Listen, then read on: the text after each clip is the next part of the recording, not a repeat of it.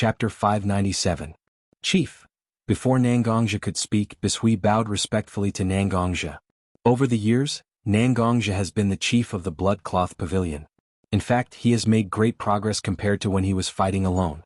And the biggest progress is that Nangongja has become more and more able to hide his emotions when he needs to. Although among the original altar lords of the Blood Cloth Pavilion, Bishui has always been the one who understands Nangongja the most and is also the one who Nangongja trusts the most. But even with such a close relationship with Nangongja, Bishui still doesn't think that he can see every second of Nangongja clearly. Especially now that she had interrupted Nangongja's meal with his most cherished family.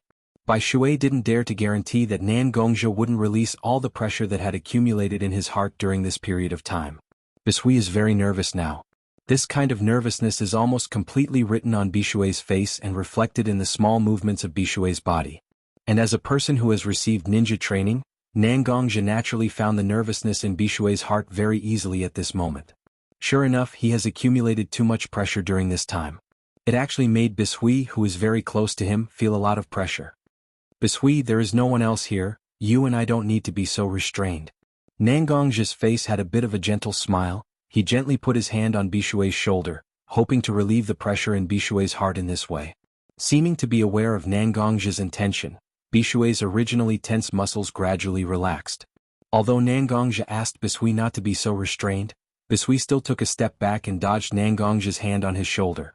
Bishui bowed deeply and said very respectfully, "Etiquette cannot be abolished, now is the critical time of the Blood Cloth Pavilion. No one can indulge the feelings in their heart at will. We can't destroy the future of the entire Blood Cloth Pavilion because of a moment of indulgence." Although it seems that Bishui is talking about himself, there is still a faint sense of blame to Nangongja. This kind of behavior was actually a kind of offense, but Bishui believed that such an offense had to be done. Since it has been decided to take the Blood Cloth Pavilion as a third force to join this dangerous fourth shinobi world war that will sweep the entire ninja world, they must be prepared to sacrifice. Not only did they have to sacrifice themselves on the battlefield, but they also had to put down everything they cherished and focus all their attention on this war. Hearing Bishui's slightly accusatory words, Nangongja didn't have any anger in his heart. Instead, he was a little touched and speechless. After all, as the head of the Blood Cloth Pavilion, and Bishui as the altar lord of Bishui Altar, there is a great disparity in status between them. And in the Blood Cloth Pavilion, offending one's superior is a crime that is enough to expel a disciple of the Blood Cloth Pavilion from the Blood Cloth Pavilion. Right now, even though Bai Shui was under such pressure, she still had to voice her opinion to Nangongja. How many men could compare to her spirit and strength of character? She was no less than a man. "Don't worry, Bishui, I already understand what you mean. From the moment I sat on the seat of the Blood Garment Pavilion's first seat, I was no longer and could no longer be alone. Countless disciples of the Blood-Robed Pavilion have entrusted their lives to me, and they have entrusted their futures to me. This is my responsibility, this is my duty." Ignoring Bai Shui's reaction, Nangongja took a few steps forward and walked to Bai Shui's side. He used his own hands to help Bai Shui up from the ground. He used his eyes to stare at Bishui's eyes, as if he hoped that Bishui could see his determination in his eyes. "During this period of time, I have been willful and I have also made all of you worry.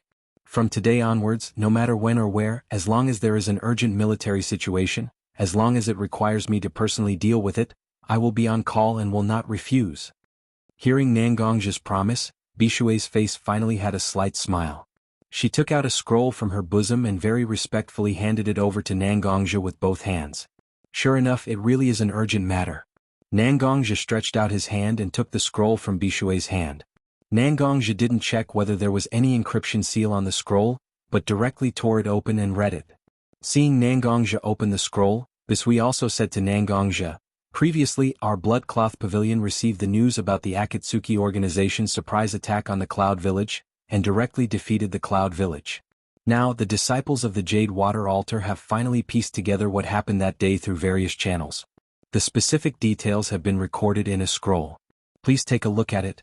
Casually nodding his head, Nangongja directly looked at the scroll in his hand. The information was read by Nangongja, and Nangongja's expression became more and more dignified. "White Zetsu Clone Army, Edo Tensei Army?" After reading all the scrolls in his hand, Nangongja quickly noticed the two most important information. As for Uchiha Obito's attire change? Nangongja didn't take this information to heart. and the strange configuration of Obito's Rinnegan and Sharingan was not something that the disciples of Blood Cloth Pavilion could find after the war. In the known information, the White Zetsu Army and the Edo Tensei Army were the most likely to attract Nangongja's attention. The huge number of White Zetsu Army and the Edo Tensei Army that could summon the strong from the dead back to the human world, no matter which one, was a thorny problem. But now the Akatsuki organization directly grasped these two powerful and terrifying forces in their own hands. Even with Nangongja's state of mind, he couldn't help but begin to worry. After all, Nangongja's plan was formulated under the situation that the strength of the ninja allied forces of the 5 great ninja villages was not far from the strength of the Akatsuki organization. Now, if one side occupied the absolute advantage, then Nangongja's plan to play an important role as a third party can only be put on hold. Bishui informed the Blood Cloth Pavilion. Pay close attention to the next battle between the Ninja Allied Forces and the Akatsuki organization. Once the Ninja Allied Forces have a large number of losses, we are always ready to join the battlefield to balance the strength of both sides. Chapter 598. It wasn't just Nangongja who was worried about the strength of the two major forces in the shinobi world. As one of the 5 major shinobi villages, the Hokage of Woodleaf Village, Watergate was also worried about this matter. This time, after receiving the 4th Raikage, Watergate immediately asked about the Akatsuki's attack on the Cloud Village. Although the 4th Raikage was impulsive, he also knew the importance of information. Even if he was humiliated in his heart, even if he was unwilling to accept his failure, the 4th Raikage still told Watergate the precious information that the Cloud Village exchanged with their blood and lives. Kabuto, who used the Edo Tensei and claimed that he inherited and surpassed Orochimaru. The masked man who had 1 Sharingan and 1 Rinnegan, and who hid his identity with a mask and called himself Uchiha Madara. Even Zetsu, who had been staying in the Akatsuki for a long time, also showed the strength of a Kage-level ninja when he blocked the rescue team of the Cloud Village, and he could also use an exquisite Mokuta ninjutsu. Not to mention the White Zetsu army that was roughly estimated to be at least tens of thousands of people, and the Edo Tensei summoned from the underworld. The White Zetsu army that has the strength of a Chunin, and the strong people who have died without fear of death, it's really troublesome. Even Watergate, who has always been very optimistic, couldn't help but frown. After all, whether it's the advantage of the number of White Zetsu army, or the strength of the strong people summoned by the Edo Tensei, it's a huge trouble for ordinary ninjas. Considering the strength of the Akatsuki described by the Raikage, Watergate also thought that if the Akatsuki attacked the Woodleaf Village with such strength, could the Woodleaf Village block such an attack? Even if the Woodleaf Village really tried their best to block the attack of the Akatsuki, how many Woodleaf Village members would be left alive in the end? Last time, the former leader of the Akatsuki, Nagato, invaded Woodleaf Village with his 6 paths of pain, which caused great damage to the village. The pain of war had not healed even now, and it was precisely because of this pain. This forced Watergate to find a suitable way to fight against Akatsuki and prevent them from using the same method to attack Woodleaf. But fortunately, after the Akatsuki organization invaded the Cloud Village, they almost stopped their actions. According to the investigation of the Woodleaf Village, the Akatsuki seemed to be relying on the terrain of the Cloud Village to construct layers of fortifications. Is it possible that the Akatsuki wants to give up their flexibility advantage and turn to a frontal confrontation with the ninja allied forces formed by the 5 major ninja villages? Watergate didn't know what Akatsuki was thinking by using their weakness to fight against the 5 great ninja villages, but such a method was actually a good thing for the 5 great ninja villages. After all, if the Akatsuki really insisted on using sneak attacks to deal with the other ninja villages like the beginning, maybe it won't be like the first battle with the Cloud Village, but it can also cause enough trouble for the other ninja villages. Opening the blank scroll on his desk, Watergate picked up the pen and began to write on the blank scroll. From the beginning to the end, Watergate put down the pen in his hand. Watergate almost wrote 3 invitations in one go. Forming a seal with his hands, Minato cast a sealing technique on the 3 scrolls, and then summoned his shadow guards. Hokage-sama. The moment the shadow guard appeared, he directly knelt on the ground and said to Watergate very respectfully. Watergate didn't talk much with his shadow guard. He directly picked up the 3 sealed scrolls on his desk and walked to the front of the shadow guard. Send 3 Kage guards to deliver these scrolls to the 3 Kages of the Land of Wind, the Land of Water, the Land of Mist, and the Land of Earth. After delivering the scrolls, help them open the scrolls. I believe that after they see the contents of the scrolls, they will decide to come to Woodleaf Village. Don't be in a hurry to leave, come back with them. This intelligence mission is very important, and it is very likely that someone will intercept you. So if things go wrong, immediately destroy the scrolls and use the flying thunder god jutsu I taught you. Be sure to do your best to save your life. No matter how important the mission is, it is not as important as your life. Listening to Watergate's words, the shadow guard who was half kneeling on the ground flashed a touch of emotion in his eyes.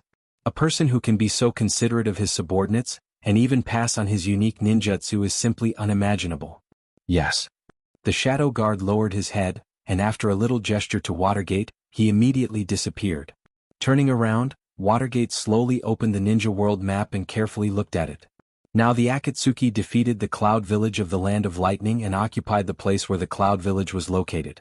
According to the fourth Reikage, in order to prepare for the war, the Cloud Village actually stored a lot of war materials. The fourth Reikage actually destroyed a lot of these war materials when he retreated with the remnants of the Cloud Village, but because of the time, there were actually a lot of war materials including explosive tags, kunai, and other important materials left behind. If the Akatsuki really used all these materials, it would be a big trouble for the 5 great ninja villages.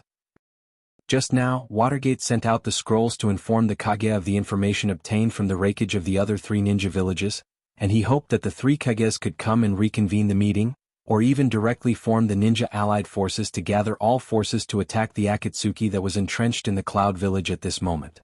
He absolutely can't let the Akatsuki continue to attack the other ninja villages one by one, just like the previous sneak attack on the Cloud Village. This war doesn't seem to be as simple as I expected. Watergate's face was a bit dignified and he secretly said in his heart, everything that happened in the Cloud Village is traceable, but the only thing I don't understand is why the Akatsuki made a large number of ninjas and civilians fall into a coma? If it was just to drag down the power of the Cloud Village, then why didn't they kill the civilians who fell into a coma or even the more threatening ninjas after the defeat of the Cloud Village? Chapter 599. In the Woodleaf Village of the Land of Fire, in a heavily guarded conference room, the Kage of the 5 major villages once again gathered together.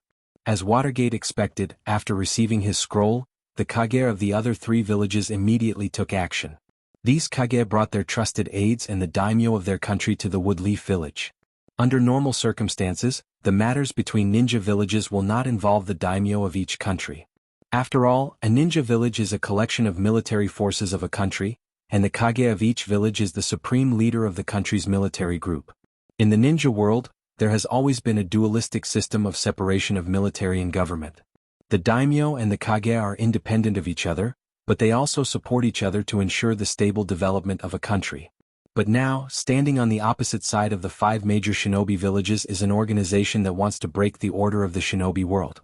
Such an organization naturally won't follow the default mode of fighting between shinobi villages. The daimyo of each country is the face and symbol of the country, and there must be no mistakes. After settling the daimyo of their country, the Kage of each village also came to the conference room arranged by Watergate. Everyone was sitting in their own seat and their faces were more or less heavy. Hokage-sama. Has the situation reached such a serious point? Looking at Watergate, Sandame Watergate, Anoki, who is the oldest among them and has been in power for the longest time, said in a low voice. The White Zetsu army with the strength of more than 100,000 chunin, with excellent stealth ability and special ninjutsu. The Edo Tensei army composed of powerful people who have passed away and can't really die. Each of them is a tricky existence, and if you want to fight with such an enemy, you must be prepared for heavy losses. And the one who made Anoki feel the most pressure is the masked man who has a pair of powerful Sharingan and Rinnegan, who calls himself Uchiha Madara. The masked man's Sharingan must be at least 3 Tomo Mangekyo level, and according to the intelligence of all parties, the only one in the allied forces who can fight against the masked man is Hitaki Kakashi, who also has a Mangekyo Sharingan. However, Kakashi didn't have the blood of the Uchiha clan, so Kakashi couldn't fully exert the power of the Sharingan. Although Woodleaf also has Byakugan, one of the 3 major dojutsu, but Byakugan's ability is more inclined towards support, it is still greatly lacking compared to Sharingan and Rinnegan in combat. Did they really have to rely on human lives to fight against the masked man? But in order to defeat this masked man, how many powerful ninjas will die on the battlefield? Such a loss can't be summed up with a simple number. After all, every powerful ninja is precious to the village. Everyone, although I don't want to raise the morale of others and destroy our own prestige. But the power possessed by Akatsuki organization is indeed beyond our village in all aspects. If it's just a single ninja village fighting against Akatsuki organization, to put it bluntly, any one of us will lose without a doubt. Watergate glanced at the Kage of each village and said with a dignified expression, "But we're not just going to fight against the Akatsuki alone." Hearing Watergate's words, everyone felt a huge pressure in their hearts, and even fell into silence. However, among the 5 shadows, one of them stood up from his seat and spoke to the other 4 with a firm expression. This person was the youngest of the 5 Kages, the 5th Kazekage Gaara, who had been a Kage for the shortest time. Just like the judgment of the 4th Reikage, because of his young age, Gaara still has a lot of spirit left in him that is different from the other Kage.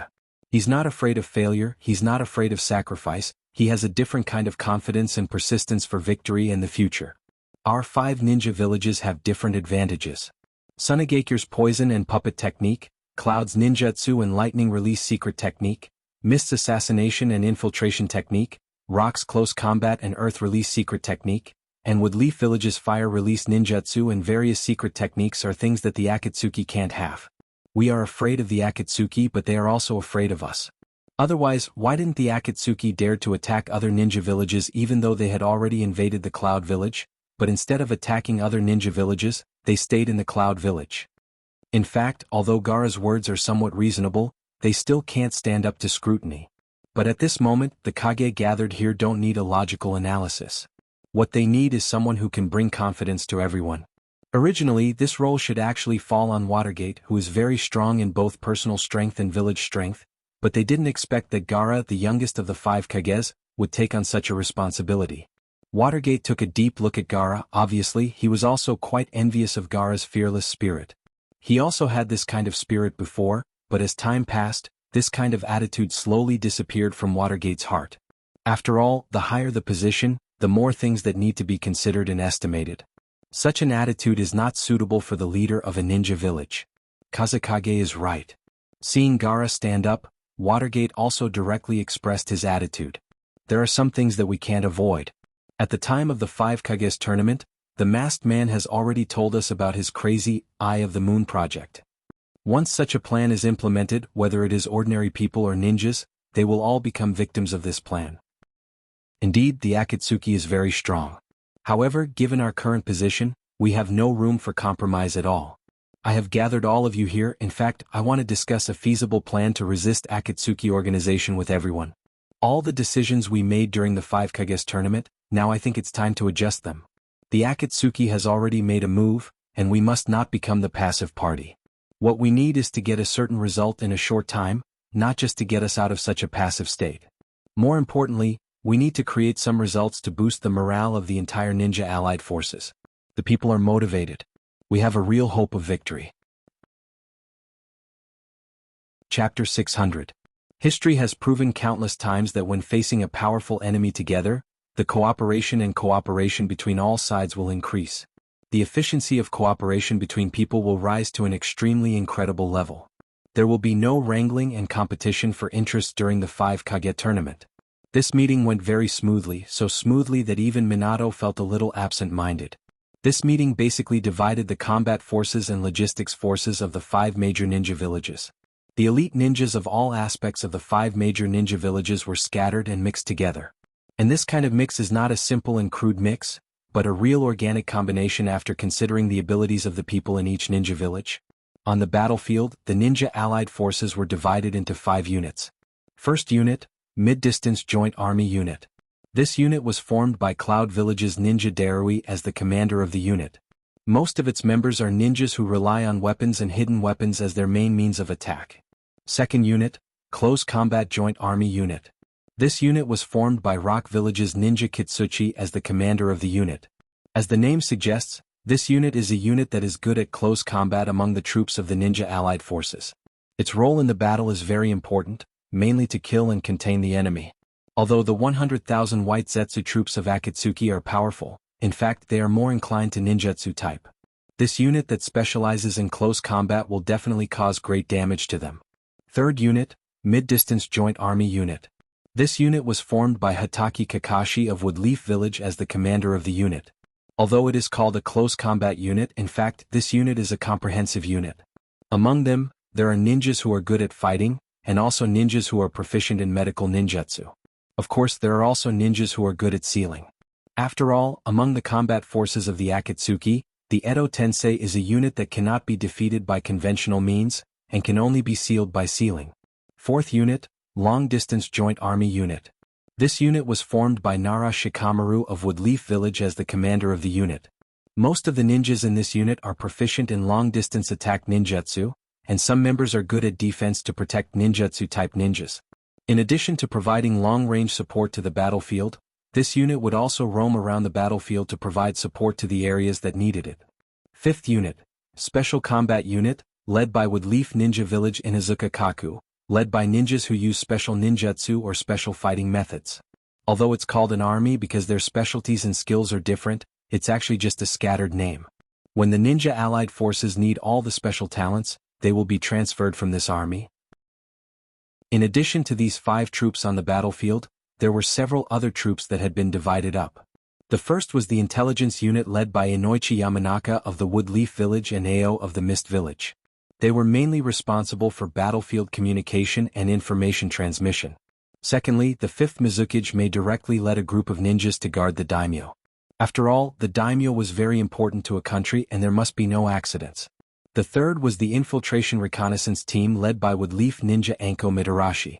In this war, an important part of the Akatsuki's ability to fight against the ninja allied forces was the Edo Tensei unit, and the Edo Tensei unit was used by Kabuto, who had joined the Akatsuki. Although it's still not clear to what extent Kabuto has mastered the Edo Tensei Jutsu, from the information of the 4th Reikage, Kabuto has collected a lot of strong DNA. Whether it's the self-conscious gold horn and silver horn summoned by Kabuto, or the controlled Sandaime Reikage, all of them were a great hindrance in the process of the 4th Reikage's retreat. As the former disciple of Orochimaru, Anko Mitarashi knew Orochimaru's action pattern better than the average ninja.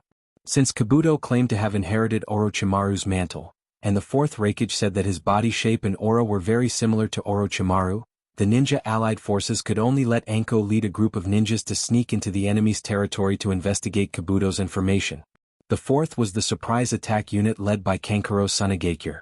Instead of an army, it was more like an expanded version of a ninja squad. The ninjas in it had different abilities but they could support and help each other.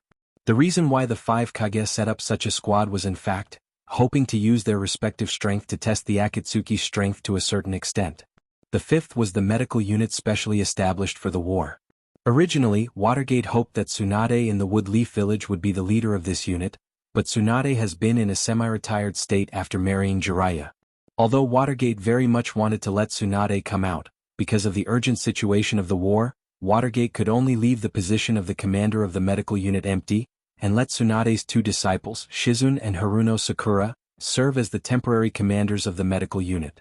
The last part was a completely auxiliary force, the Perception Force. The Perception unit was not an independent unit. Instead, it was scattered and integrated into every previous main battle unit. The temporary commander of the Perception Force was Hope, the right-hand man of the 4th Reikage of the Cloud Village in the Land of Lightning. Although it seemed that this division was a little complicated, it was a division that the Kage of the 5 great ninja villages gathered together and discussed together with their respective think tanks. In addition to these forces used for combat or auxiliary combat, the 5 Kage also formed the head council that represented the highest power of the ninja allied forces, and selected the intelligent Woodleaf Ninja Nara Shikaku and the Cloud Village Ninja Ma Bai to assist the head council. Removing all factors that affect combat power at this moment, the ninja allied forces is no longer a loose alliance between the 5 great ninja villages. At this moment, the ninja allied forces has become a force that includes almost all ninjas in the ninja world. The various ninja villages put down their grudges and cooperated with each other to fight against the Akatsuki that threatened the future of the entire ninja world. In the words of Minato Watergate, the ninja allied forces at this moment represents the power of the entire ninja world. And such a force is the strongest force to guard the future of the ninja world. Chapter 601. Land of Lightning Cloud Village. Above the Reikage building, which originally belonged to the 4th Reikage AI, Uchiha Obito was standing at the top of the building, staring at the ninja allied forces that were constantly gathering outside the Cloud Village. The Cloud Village itself was located at a relatively high altitude, and there were often fierce winds sweeping through the Cloud Village. At this moment, Obito, who was wearing a navy blue robe and a white-gray mask, was standing on the roof. His robe was fluttering in the wind, and an iron-blooded aura of war was emitted from his body. The final battle? That's not bad. There was a slight smile on his face hidden under the mask.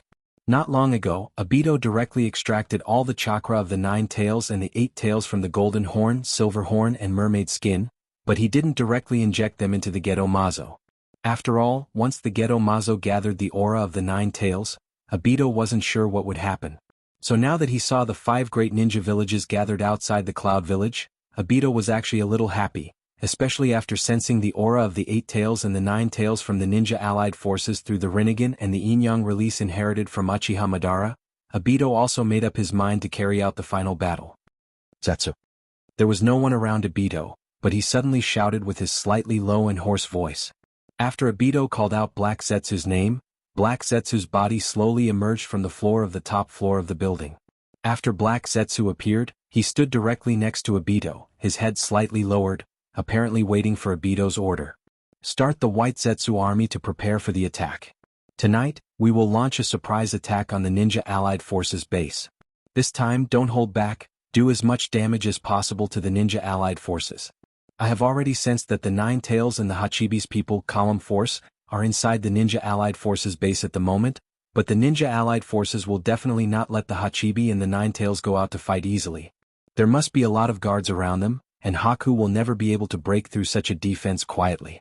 Therefore, what we need to do now is to use pain to tell them that in terms of basic combat power, they have no way of resisting us.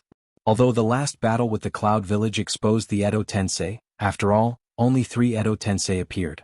The Ninja Allied Forces can't imagine how powerful the Edo Tensei are.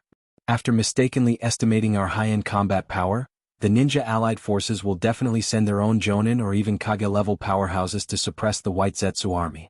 At this time, we can take the opportunity to send out the Edo Tensei and cause enough damage to these arrogant Jonin and Kage. At that time, due to the war situation, they will have to send their own people, column force, to fight us.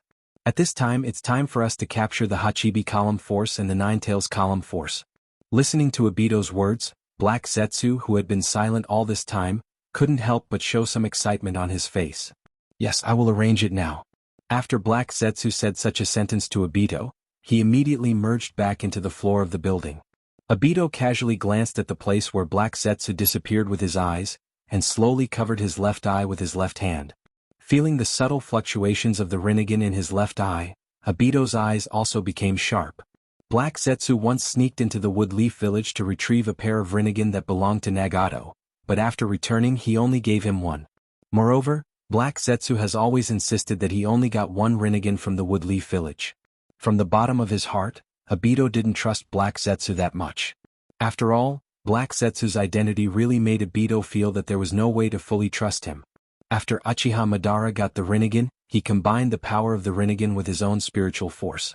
If this is really the case, then Black Zetsu's loyalty to Madara is simply unshakable. Obito still clearly remembers that the reason why Uchiha Madara saved him from the battlefield of Kanobi Bridge was not because he cared about his back as a senior of the Uchiha clan, but because he hoped that Obito could be his agent after he left the world. Helping him monitor and guide Nagato, and then when the time is right, let Nagato perform Gedo Rinnegan Tensei Jutsu to resurrect him. Now that Nagato is dead, he also put one Rinnegan in his eye. Such a thing is actually contrary to Uchiha Madara's plan, especially now that the other Rinnegan is likely to be in Black Zetsu's body. This naturally made Obito more vigilant against Black Zetsu, and since he has doubts, Obito naturally won't sit still. Activating the power of his Manjikyu Sharingan in his right eye, Obito's figure slowly disappeared from his place. After a few flashes, Obito also came to the room where Yakushi Kabuto was. This room was arranged very simply by Yakushi Kabuto. There was a simple wooden bed with neat bedding, and even a thin layer of dust on it. Obviously it hasn't been touched for a long time. There were a few large bookshelves and a table with a variety of experimental equipment in the middle of the room. Yakushi Kabuto was obviously a research madman at the moment. However, Yakushi Kabuto wasn't like Do Chang, who was studying at his table, but was sitting on a chair as if waiting for someone to visit him. When Obito's figure slowly appeared in Yakushi Kabuto's room, Yakushi Kabuto's eyes didn't have the slightest change. Instead, he had a feeling that everything was within his expectations. The feeling of arrogance directly showed on Yakushi Kabuto's face. In fact, Obito didn't like such a person very much, but such a person happened to be the easiest to control, so Obito forcibly suppressed his displeasure and said to Yakushi Kabuto, "I know that you and Black Zetsu have always been at odds, but now is the time of war. I believe you should also know what kind of mentality you should use to face the war, right?" Chapter 602. Since the ninja allied forces began to gather in front of the Cloud Village, Kabuto knew that Obito would definitely come to see him. After all, the 100,000 White Zetsu army led by Black Zetsu and the Edo Tensei army under his command were the main forces of this war. But due to various reasons, even though the Edo Tensei army had collected a lot of DNA from the deceased, there was no way for the Edo Tensei army's combat strength to be enhanced. So in Kabuto's mind, Obito would definitely come to him to find a way to control more Edo Tensei. But at this moment, the moment Obito appeared, he actually said such threatening words to Kabuto. This was something that Kabuto didn't expect. Although Obito's words were beyond Kabuto's expectations, Kabuto wasn't so panicked, because no matter what Obito said, his Edo Tensei was an important force that Obito couldn't give up. In other words, Kabuto was still somewhat fearless. Seeing that his words didn't make Kabuto feel a sense of crisis, Obito didn't feel much surprise. After all, Kabuto had a long experience in hiding, concealing and controlling his feelings wasn't that difficult for him. This battle is very important, even if it's the final battle, there's nothing wrong with it. So I absolutely won't allow some internal reasons to lead to the failure of this war. I think you also know this. Obito slowly paced back and forth in Yakushi's room. He walked to a table full of instruments, picked up an experimental test tube-like glass container, and slowly rubbed it with his gloved hand. "I have roughly formulated the next strategy, and the Edo Tensei in your hands will play an important role in it. But now it seems that the power of the Edo Tensei is not strong enough, so I came this time to find a way to let you control more Edo Tensei, and then enhance the power in our hands." Sure enough, hearing Obito's words, Kabuto's slightly suspended heart was also relieved.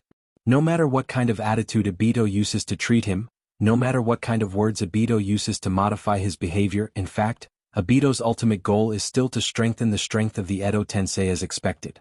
Alchemist Pocket didn't take the threatening words from before to heart, or it could be said that Alchemist Pocket hid them deep in his heart.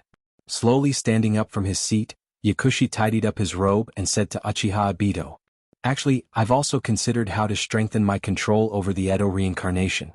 After a few rounds of thought and experimentation, I finally found a way to strengthen my control over the Edo reincarnation."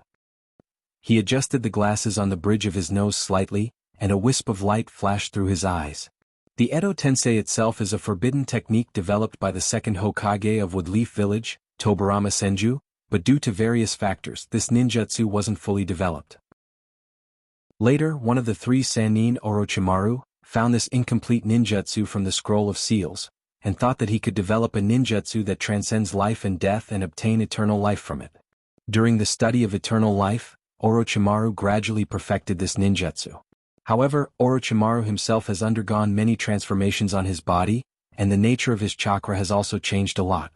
In the end, this ninjutsu has almost become a ninjutsu specially made for Orochimaru, and it's difficult for others to use it. The reason why I can use this ninjutsu is that I used the power of Sage Mode to forcibly integrate Orochimaru's cells and chakra, which made my chakra nature change to a certain extent. But such a change is still not enough. My own chakra nature is still a certain degree of difference from Orochimaru's own chakra nature. If I want to improve my ability to control the Edo Tensei, then I must get more of Orochimaru's chakra, and make my chakra more similar to Orochimaru's own chakra nature. And I already have a target for the person who has a lot of Orochimaru's chakra, that is Orochimaru's former disciple, Mitarashi Anko, who has the first-generation curse implanted in his body. There must be a lot of Orochimaru's pure chakra in the curse mark on his neck. Mitarashi Anko? A familiar name rushed into Uchiha Obito's ears. After all, Mitarashi Anko and Obito can be regarded as ninjas of the same generation. But as Orochimaru's disciple, Mitarashi Anko actually has almost no intersection with the ordinary Uchiha Obito. At most, the two have met a few times because of the war, that's all. But from his memory, Uchiha Obito confirmed the truth of Kabuto's words. Is that so? What I need is Mitarashi Anko. What a coincidence. Just before, Uchiha Obito has received information from White Zetsu's clone lurking outside the Cloud Village, that a team led by suspected Woodleaf ninja Mitarashi Anko sneaked into the Cloud Village. At that time, Obito didn't care. After all, with Mitarashi Anko's ability, he couldn't really sneak into the core area of the Cloud Village, which was built by Akatsuki. But now, Kabuto actually said that Mitarashi Anko was the key to strengthening the Edo Tensei, which made Obito feel a little bit sleepy, as if he had received a pillow. Uchiha Obito began to quickly make hand seals, and a ninjutsu that needs to be combined with the power of Rinnegan was quickly cast by Obito. Originally, because of the blowing wind, there were no clouds in the sky above the cloud village, but at this moment, slightly dark clouds slowly condensed, and after a little brewing, it began to slowly drizzle. Ninjutsu, Rain Tiger Freedom Jutsu. Originally, when this ninjutsu was cast, it needed to cooperate with the rainy weather, but now with the power of Rinnegan, it actually created a sporadic drizzle that covered the entire cloud village. Chapter 603. The patter of rain drifted down from the sky. Although a part of the earth chakra was integrated into it because the content was very small, it wasn't so easy to detect. The cloud village itself was located in a highland area. There were almost no tall trees. Most of the area was covered with large areas of lawn and sporadic low shrubs. Without tall trees, the Rain Tiger Free Jutsu used by Obito almost directly covered everyone's body without any hindrance. Mitarashi Anko, who was carrying out the infiltration mission, tried her best to find the trace of Kabuto and then find an opportunity to stop the Edo Tensei team. But the security of the Cloud Village was completely beyond Mitarashi Anko's imagination. She wandered around the periphery for a long time, and almost walked around the entire Cloud Village, but Mitarashi Anko almost didn't find any loopholes in the defense of the Cloud Village. During this period of time, the Akatsuki's full operation and a large number of manpower and material resources were invested in the Cloud Village, which made the originally heavily defended Cloud Village become a watertight iron bucket. Such a situation made Anko impatient. After all, the war is getting closer and closer. If she doesn't do anything, then the Allied ninja forces will have to face a group of dead powerhouses who can't be destroyed but can only be sealed. How much damage will the Allied ninja forces suffer if that happens? Anko simply couldn't imagine. Damn it. What should we do to sneak into the Cloud Village? Anko's temper was not so good, especially after suffering a huge pressure. She finally couldn't suppress her anger. The three members of the reconnaissance team, Abure Moda, Hyuga Takuma, and Lan Hua, although they didn't directly burst out like Anko, their faces were also very ugly. Especially when the sky became very gloomy and even started to drizzle, the mood of the four members of the Red Bean squad, including Red Bean, also became gloomy. Mitarashi Jonin, what should we do now? As soon as we entered the Cloud Village, we were already detected by the other party. But because our mission is urgent, we took the risk to enter the Cloud Village, hoping to find as much information about Kabuto as possible. Now we have been in such an environment for so long, if we don't leave, even if the Akatsuki in the Cloud Village reacts slowly, they will definitely attack us. Since we can't find the possibility to sneak in now, should we retreat? In the Anko squad, Hyuga Takuma, a ninja of the Hyuga clan, suggested to Anko. That's right, after the infiltration team led by Anko entered the Cloud Village, it wasn't only the White Zetsu that discovered the traces of the Anko squad, but the Anko squad also discovered the White Zetsu that wasn't very strong. After all, in the Anko squad, all the members were Jonin or Special Jonin level ninjas, and among them Hyuga Takuma and Abure Moto were very powerful perception ninjas. Although they couldn't directly pinpoint the location of the White Zetsu clone, they could still detect it. Hyuga Takuma himself was actually a calm temperament, or a temperament that was not willing to take risks. Being able to promise Anko to invade the Cloud Village without being discovered was already because of the importance of the mission. But since there was no possibility of completing the mission, Hyuga Takuma naturally put forward his own ideas. Seeing Hyuga Takuma put forward the idea of giving up the mission, Anko also forcibly suppressed the anger in her heart. After all, although Mitarashi Anko would find it hard to control herself when facing Orochimaru and anyone related to him, now was not the time for her to be willful. The lives of her three teammates were also a heavy burden on her heart. She cast her eyes to her other two teammates except for Hyuga Takuma. Although Lan Hana's slightly bearded face was still a little hesitant, the other teammate, Abure Moda, had already slowly nodded. Although she didn't speak, she obviously agreed with Hyuga Takuma's idea of retreating. Sure enough, can only retreat? Mitarashi Anko was very clear that in a battle between two armies, any perception-type ninja is very important. If it wasn't for the importance of this mission, the 4th Hokage Wave Kaze Watergate wouldn't have arranged two of the best perception ninjas in the Woodleaf Village to be in his team. Since there is no possibility of completing the mission, Anko naturally has to preserve some strength for the Woodleaf Village. She can't become a sinner who consumes the village's strength for no reason. For a qualified ninja, the mission and the village are always in a higher position than their own feelings and will. Good. Let's retreat. Almost gritting her teeth, Anko gave the order to retreat to her 3 teammates. Obviously, after hearing Mitarashi Anko's order to retreat, whether it was Lan Hana who had a complicated look in her eyes, or Dima Hyuga and Abure Moda, who clearly expressed their intention to retreat, all of them had a relaxed look in their eyes. After all, staying at the enemy's rear without any reinforcements is actually a great psychological pressure for ninjas. Since they have decided to retreat, and it's very likely that they have been detected by the enemy, as the 2 ninjas with the strongest perception ability in the team, Hyuga Takuma and Abure Moda, also used their ninjutsu to find a suitable retreat route. Hyuga Takuma made hand seals, and his chakra gathered in his eyes, blue veins popped out and the white eyes opened. The still life around him instantly lost its color, turning into black and white in Hyuga Takuma's eyes. Abure Moda also released the parasite hidden in her body for detection, and in the blink of an eye, small black insects had already scattered in the surrounding space. The parasite itself is more sensitive to chakra than the ninjas, and when the first insect was drenched by the raindrops, Abure Moda's eyes hidden behind her glasses became serious. Not good, we were discovered. Chapter 604. The Banshee's perception of chakra is far beyond the human's perception ability. When the Banshee came in contact with the raindrops cast by Yin-Yang release and Rain Tiger technique, it quickly noticed the faint chakra in them. How can ordinary raindrops contain chakra? Almost instantly, Abure Mao Tian already knew that the whereabouts of the 4 of them have been discovered. Hearing Abure Mao Tian's words, the other members of the scouting team also became nervous. Although they already knew that their whereabouts were exposed when they entered the Cloud Village, but now that Abure Mao Tian said this, it's not as simple as their whereabouts being discovered, it's very likely that their whereabouts have been completely grasped by the Akatsuki. How is it possible? How did they? Hearing Abure Mao Tian's words, Lan Hua couldn't help but say with a bit of surprise. But before she finished speaking, Lan Hua was completely speechless. Because Lan Hua keenly discovered that not far away from them, the air began to distort out of thin air. Before entering the Cloud Village, all the members of Mitarashi Anko's squad read the joint statistics of the 5 great ninja villages about the members of Akatsuki. The masked man called Uchiha Madara, who can use space ninjutsu and single-handedly started the 4th Shinobi World War, has some understanding of this masked man. Isn't this a sign of space ninjutsu used in the records? Seeing such a sign, everyone couldn't help but get nervous. After all, although the members of Mitarashi Anko's squad have the strength of Jonin or Special Jonin, in fact, only Mitarashi Anko and Lan Hua have the strength of a Jonin.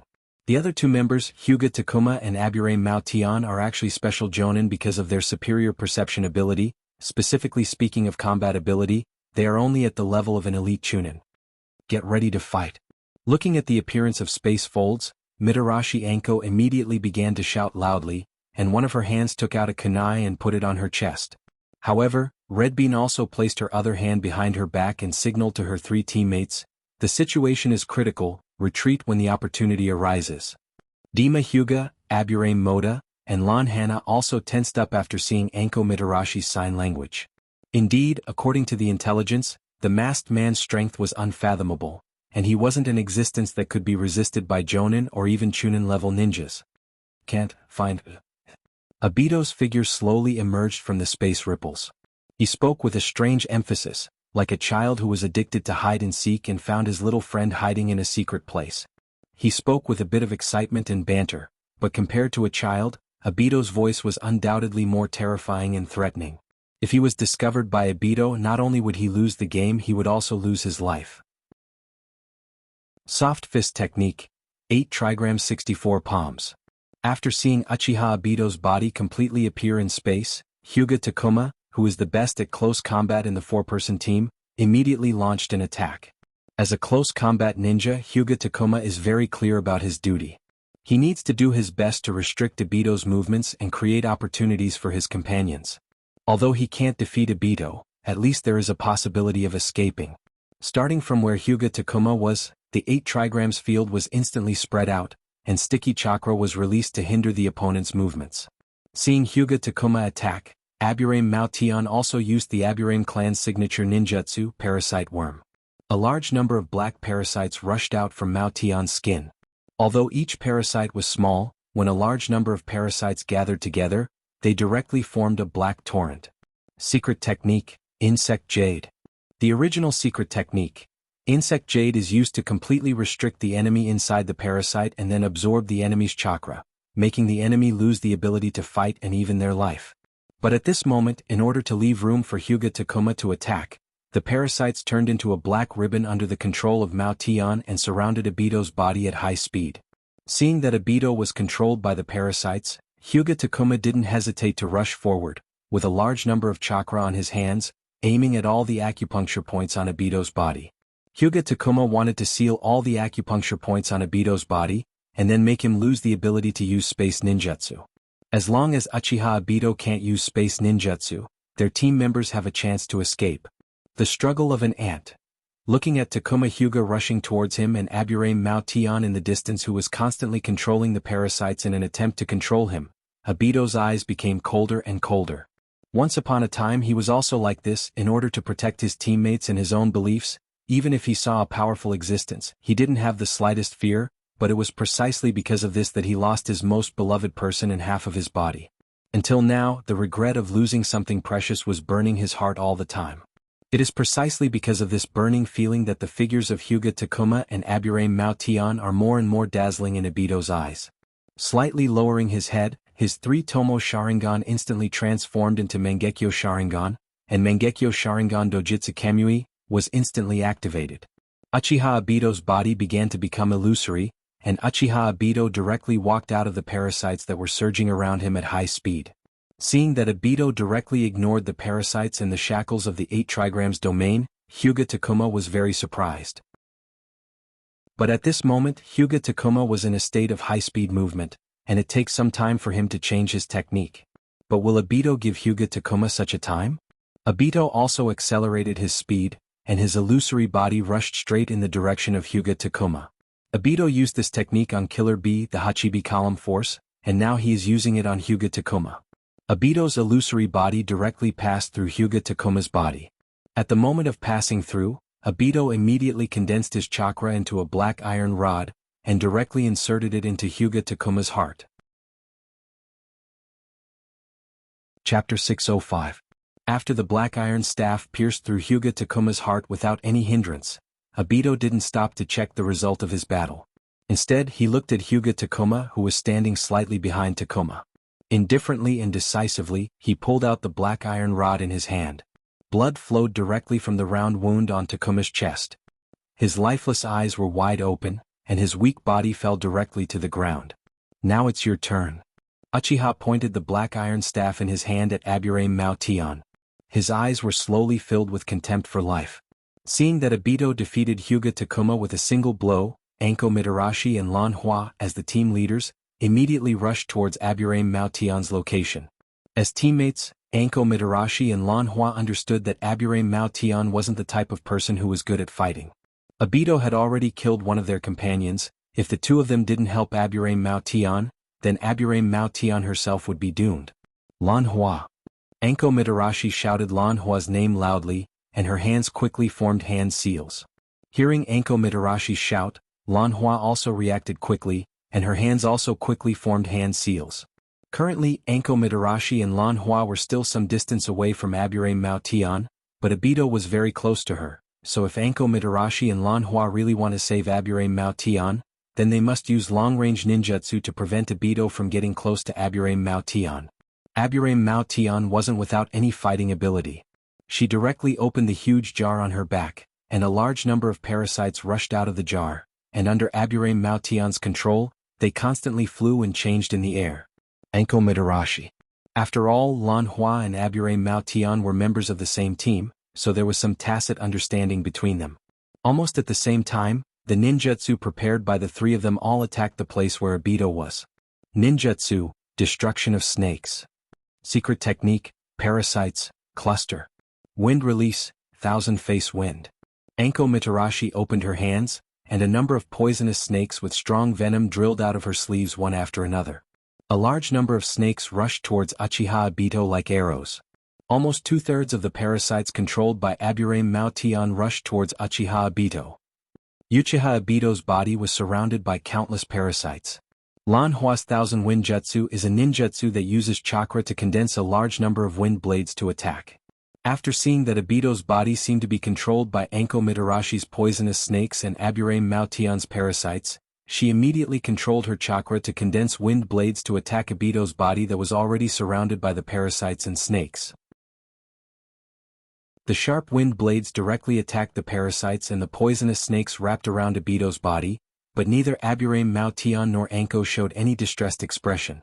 Especially for Aburame Maotian, she cultivated the parasites bit by bit with her own chakra, so the loss of a large number of parasites was simply unacceptable for her. But now, even if a large number of her parasites are dying, Aburame Maotian can only suppress the reluctance in her heart and control the remaining one-third of the parasites to attach to her body. The chakra of the parasites themselves is fed back to Aburame Maotian's body. Although a parasite's body didn't contain that much chakra, but when a large number of parasites gathered the weak chakra in their body and transferred it into Aburame Maotian's body, the huge amount of chakra made Aburame Maotian's meridians feel a little unbearable. After exchanging a glance with Anko Mitarashi and Lan Hua, the three of them simultaneously withdrew the chakra that they were using to maintain their ninjutsu. At the same time, Anko Mitarashi, Lan Hua, and Aburame Maotian also directly retreated in three different directions. After all, Uchiha Obito was only one person. Although Anko Mitarashi and the others retreated separately so that the three of them couldn't take care of each other, but chasing them also needed to confirm their whereabouts one by one. This undoubtedly bought time for the other teammates who weren't being chased. Ignoring whether Uchiha Obito, who was wearing a mask to hide his identity, was injured by their joint attack, Anko Mitarashi just desperately rushed in the direction of leaving the Cloud Village. Even if her legs had become sore because of a large number of chakra, and even if her chakra was showing signs of exhaustion, Anko Mitarashi still used her will to drive her body to continue rushing. She felt like there was a grim reaper behind her who was holding a scythe that harvested souls and was staring at her covetously. Run, run, run. There was a voice constantly shouting in her heart. You must go back alive. You must. Along the way, Anko Mitarashi shuttled between the bushes that weren't tall enough, trying to avoid all the raindrops that might fall on her body.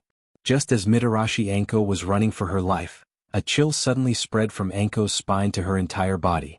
The feeling of danger. Almost instinctively, Anko Mitarashi controlled her body that was moving at high speed and directly rolled to the side. Ding. At the moment when Anko Mitarashi dodged her body, a black iron rod was directly inserted in the place where Anko Mitarashi was just a moment ago. It has been a long time since Anko Mitarashi separated from her other two teammates. At least one of her other two teammates may have died in the hands of Uchiha Obito. It seems that she can only go all out, right?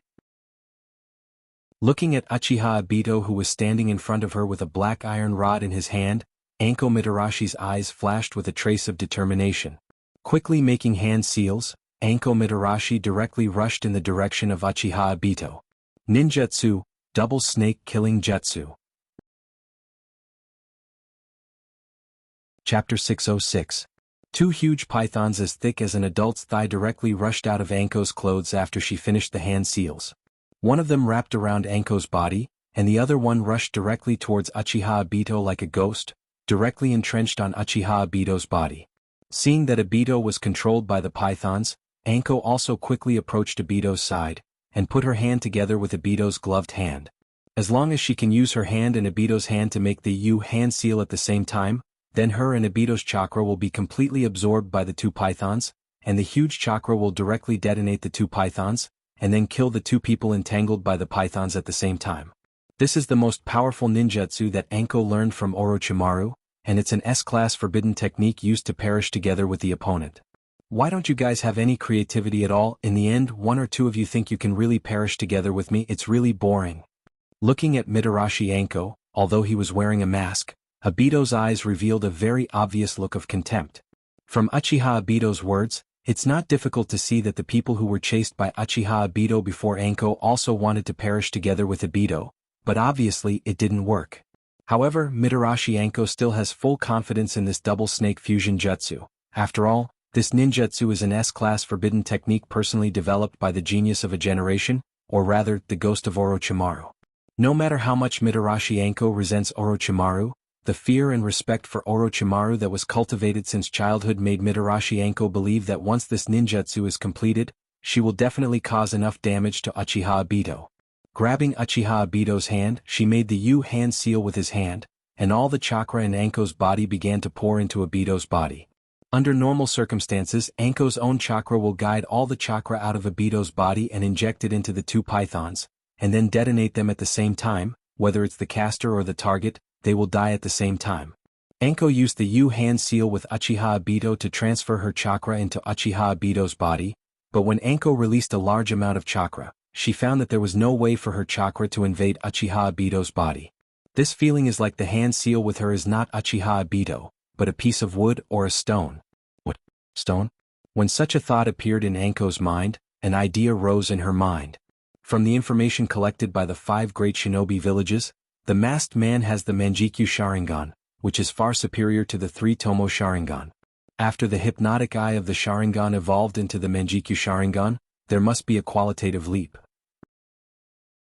So is it possible that she really unknowingly fell under the genjutsu of the Sharingan, and the target she is controlling now is not the real, masked man? Catching the surprise in Anko's eyes, Uchiha Obito's eyes finally flashed with some appreciation. Sure enough, you are worthy of being a ninja trained by Orochimaru. Although you were abandoned by Orochimaru in the end, your ninja accomplishment is also one of the best. You didn't even realize what was going on at the last moment. Worthy of praise, but unfortunately it's useless. You should be glad that you are still useful to my plan, otherwise, you can only be buried in a foreign land like your other 3 companions. After Obito finished his sentence, his body slowly faded, and even his physical features gradually changed, turning into a wooden puppet of the same size. This is the strategy achieved by Obito and his hidden jutsu, would release, would clone, combined with the genjutsu of the Sharingan. When the genjutsu was actively removed by Obito, Anko finally saw the real situation. At this moment, Obito was looking at Anko and the wood clone, who were entangled by the 2 pythons with a bit of ridicule. It was like watching a funny play, and then being driven by the funny behavior of the actors in it, he couldn't help but want to sneer. Originally, Anko wanted to use the twin snake fusion jutsu to perish together with Obito, but at this moment, it became a fatal action to restrict her movements. Anko could only watch Obito slowly walk towards her, but there was no way to respond at all. Turning his hand into a hand blade, Obito walked to Anko's side and slashed his hand on the back of Anko's neck. The powerful force directly caused Anko to fall into a coma, and the double snake internecine jutsu, was also cancelled because Anko fell into a coma. Reaching out his hand, Obito roughly grabbed Mitarashi Anko, who had already fallen into a coma. Like holding a piece of merchandise, he lifted Mitarashi Anko by her collar. Activating his Mangekyo Dojutsu Kamui, spatial ripples were instantly generated, and Obito and Anko were both absorbed into it. In Yakushi Pocket's room, spatial ripples were generated out of thin air, and Uchiha Obito directly appeared in the room with Anko in his hand. Seeing the spatial ripples, Yakushi Pocket was quite anxious to greet him. Without greeting Uchiha Obito, Yakushi Pocket directly took Anko from Obito's hand. He flipped open Mitarashi Anko's collar, and the 3 Tomo runes appeared in Medicine Master's Pocket's field of vision. Slowly placing his palm on the curse mark on Anko's neck, he used his chakra to feel the curse mark, and a trace of excitement flashed in Yakushi Pocket's eyes. Sure enough, as he expected, the original curse mark engraved on Anko's neck contains a large amount of Orochimaru's chakra and Yugo's mutated Senjutsu chakra. As long as all of this chakra is extracted and integrated into his chakra, then not only will his Edo Tensei technique be improved, his strength will also be greatly improved. Chapter 607. I'll leave her to you. But I also hope that you won't give me a result that I don't want to see. Looking at Kabuto's eyes full of excitement, Obito's tone was quite indifferent. For Uchiha Obito, the so-called fetters are simply the most useless thing. What Uchiha Obito likes the most now is the way he gets along with Kabuto and Black Zetsu. Everyone has their own pursuit, their own goals. Although it's inevitable for them to be suspicious of each other, as long as they don't relax their vigilance, they won't lose anything. Originally, after seeing Mitarashi Anko and perceiving a large amount of strange chakra belonging to Orochimaru from the curse mark on Anko's neck, such a situation made Kabuto's heart flutter a little. Even the state of mind that has been maintained for a long time became not so calm. Obito's words are not only a threat to Kabuto, but also to let Kabuto adjust his mentality. The reason why he can cooperate with Obito and Black Zetsu like this is because he still has value. Once he uses this value as his capital to run rampant, then he will eventually be kicked away by Uchiha Obito and Black Zetsu, and even his life will be taken away. Don't worry. Kabuto put his hand on his glasses, slightly adjusted his glasses, and said to Obito very concisely. Then he directly picked up Mitarashi Anko and put her on a medical bed in his room that is obviously used for human experiments. At the latest tonight, I will let you see the results. Hearing Baguette's words, Obito slowly nodded his head. Time passed little by little, the sky was gradually shrouded by the light muslin of the night.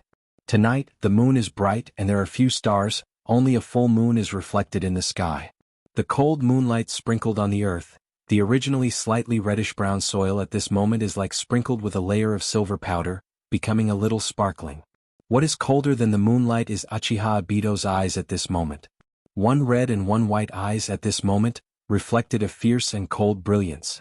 Everything is ready. Black Zetsu's figure slowly appeared beside Obito, and reported his situation to him. Very good, then start preparing for the attack. When the army of 100,000 White Zetsu starts the attack, select some of the more evolved clones and send them to Kabuto. Yes, not long ago, Kabuto informed Obito that he has successfully extracted Orochimaru's chakra from Mitarashi Anko's body. After a short period of adaptation, his chakra has further transformed. Now he can summon a large number of Edo Tensei's clones without full control. Since the second phase of the battle has been completed, Uchiha Obito didn't suppress his strong emotions, directly ordered Black Zetsu to attack. Every white clone have 8 TSS proficient in stealth. As long as the strength of the clone doesn't surpass that of the White Zetsu clones, then the White Zetsu clones are almost perfect. Among the White Zetsu clones, there are a certain number of White Zetsu clones that have reached the level of Jonin or even Elite Jonin. When these White Zetsu use stealth and transformation ninjutsu, even a Kage-level powerhouse is likely to be deceived by these White Zetsu clones. The White Zetsu's attack plan is actually very simple. A large number of White Zetsu clones will directly transform into the appearance of the ninjas in the Ninja Allied Forces. After all, the ninjas in the Ninja Allied Forces come from the 5 great ninja villages. Although they have a common goal with each other, after all, the time they have spent with each other is still too short, and they still lack a certain tacit understanding with their familiar and unfamiliar comrades. And this gap also provides an advantage for the White Zetsu clones' attack plan. They are not familiar with each other, but they have to cooperate, and some actions that may cause suspicion are naturally included in the scope of tolerance. In just a few minutes, under the invasion of the White Zetsu army, many ninjas in the Ninja Allied Forces were directly killed by the White Zetsu clones. And with the passage of time, the number of ninjas killed in the Ninja Allied Forces also snowballed. This time, unlike the surprise attack on the Cloud Village, the White Zetsu army has been allowed to kill. Like a group of hungry beasts, the White Zetsu clones are constantly nibbling the ninjas in the Ninja Allied Forces from the outside. Although deliberately disguised, the smell of blood has become stronger with the increasing number of ninjas who have lost their lives.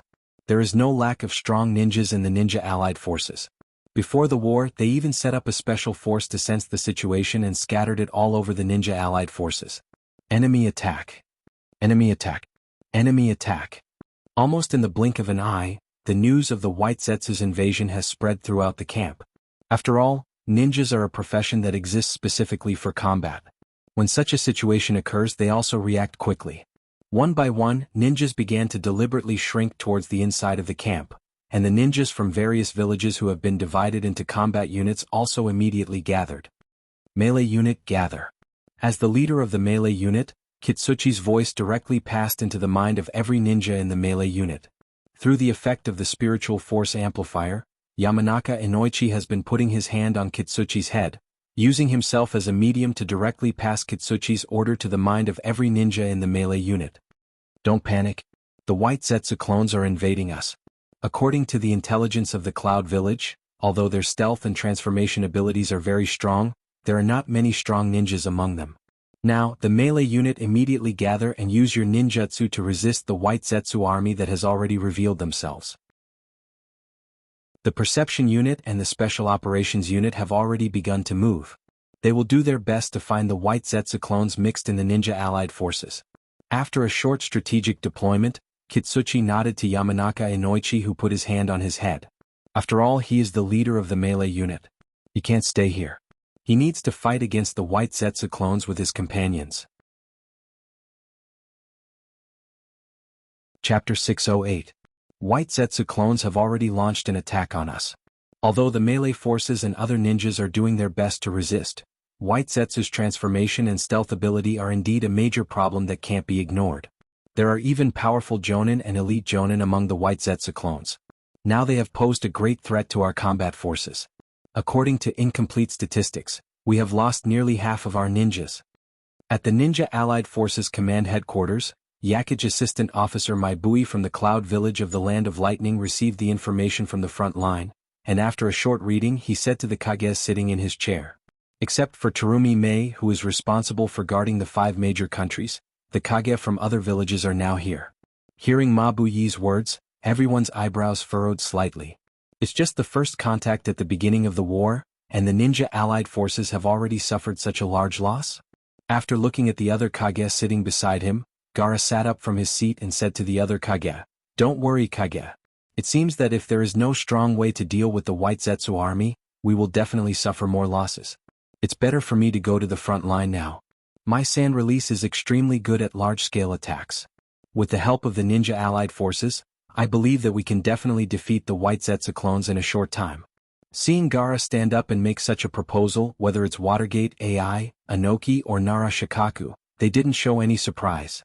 After all, compared to everyone present, Gaara is still young and he doesn't think clearly enough. "Kazakage-sama, you must calm down." Seeing the other Kage sitting in their seats, Nara Shikaku knew that it's time for him to step in. Standing up from his seat, Nara Shikaku walked to Gaara's side.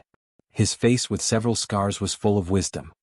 "We are very clear about the real purpose of the Akatsuki, that is, to collect all the people of the Column Force and then summon the Jubi to pull the entire ninja world into the Tsukuyomi world. All of their actions are bound to unfold towards this goal, and we also have to think from this point of view." Gaara has to say that he is very convinced of Nara Shikaku's wisdom.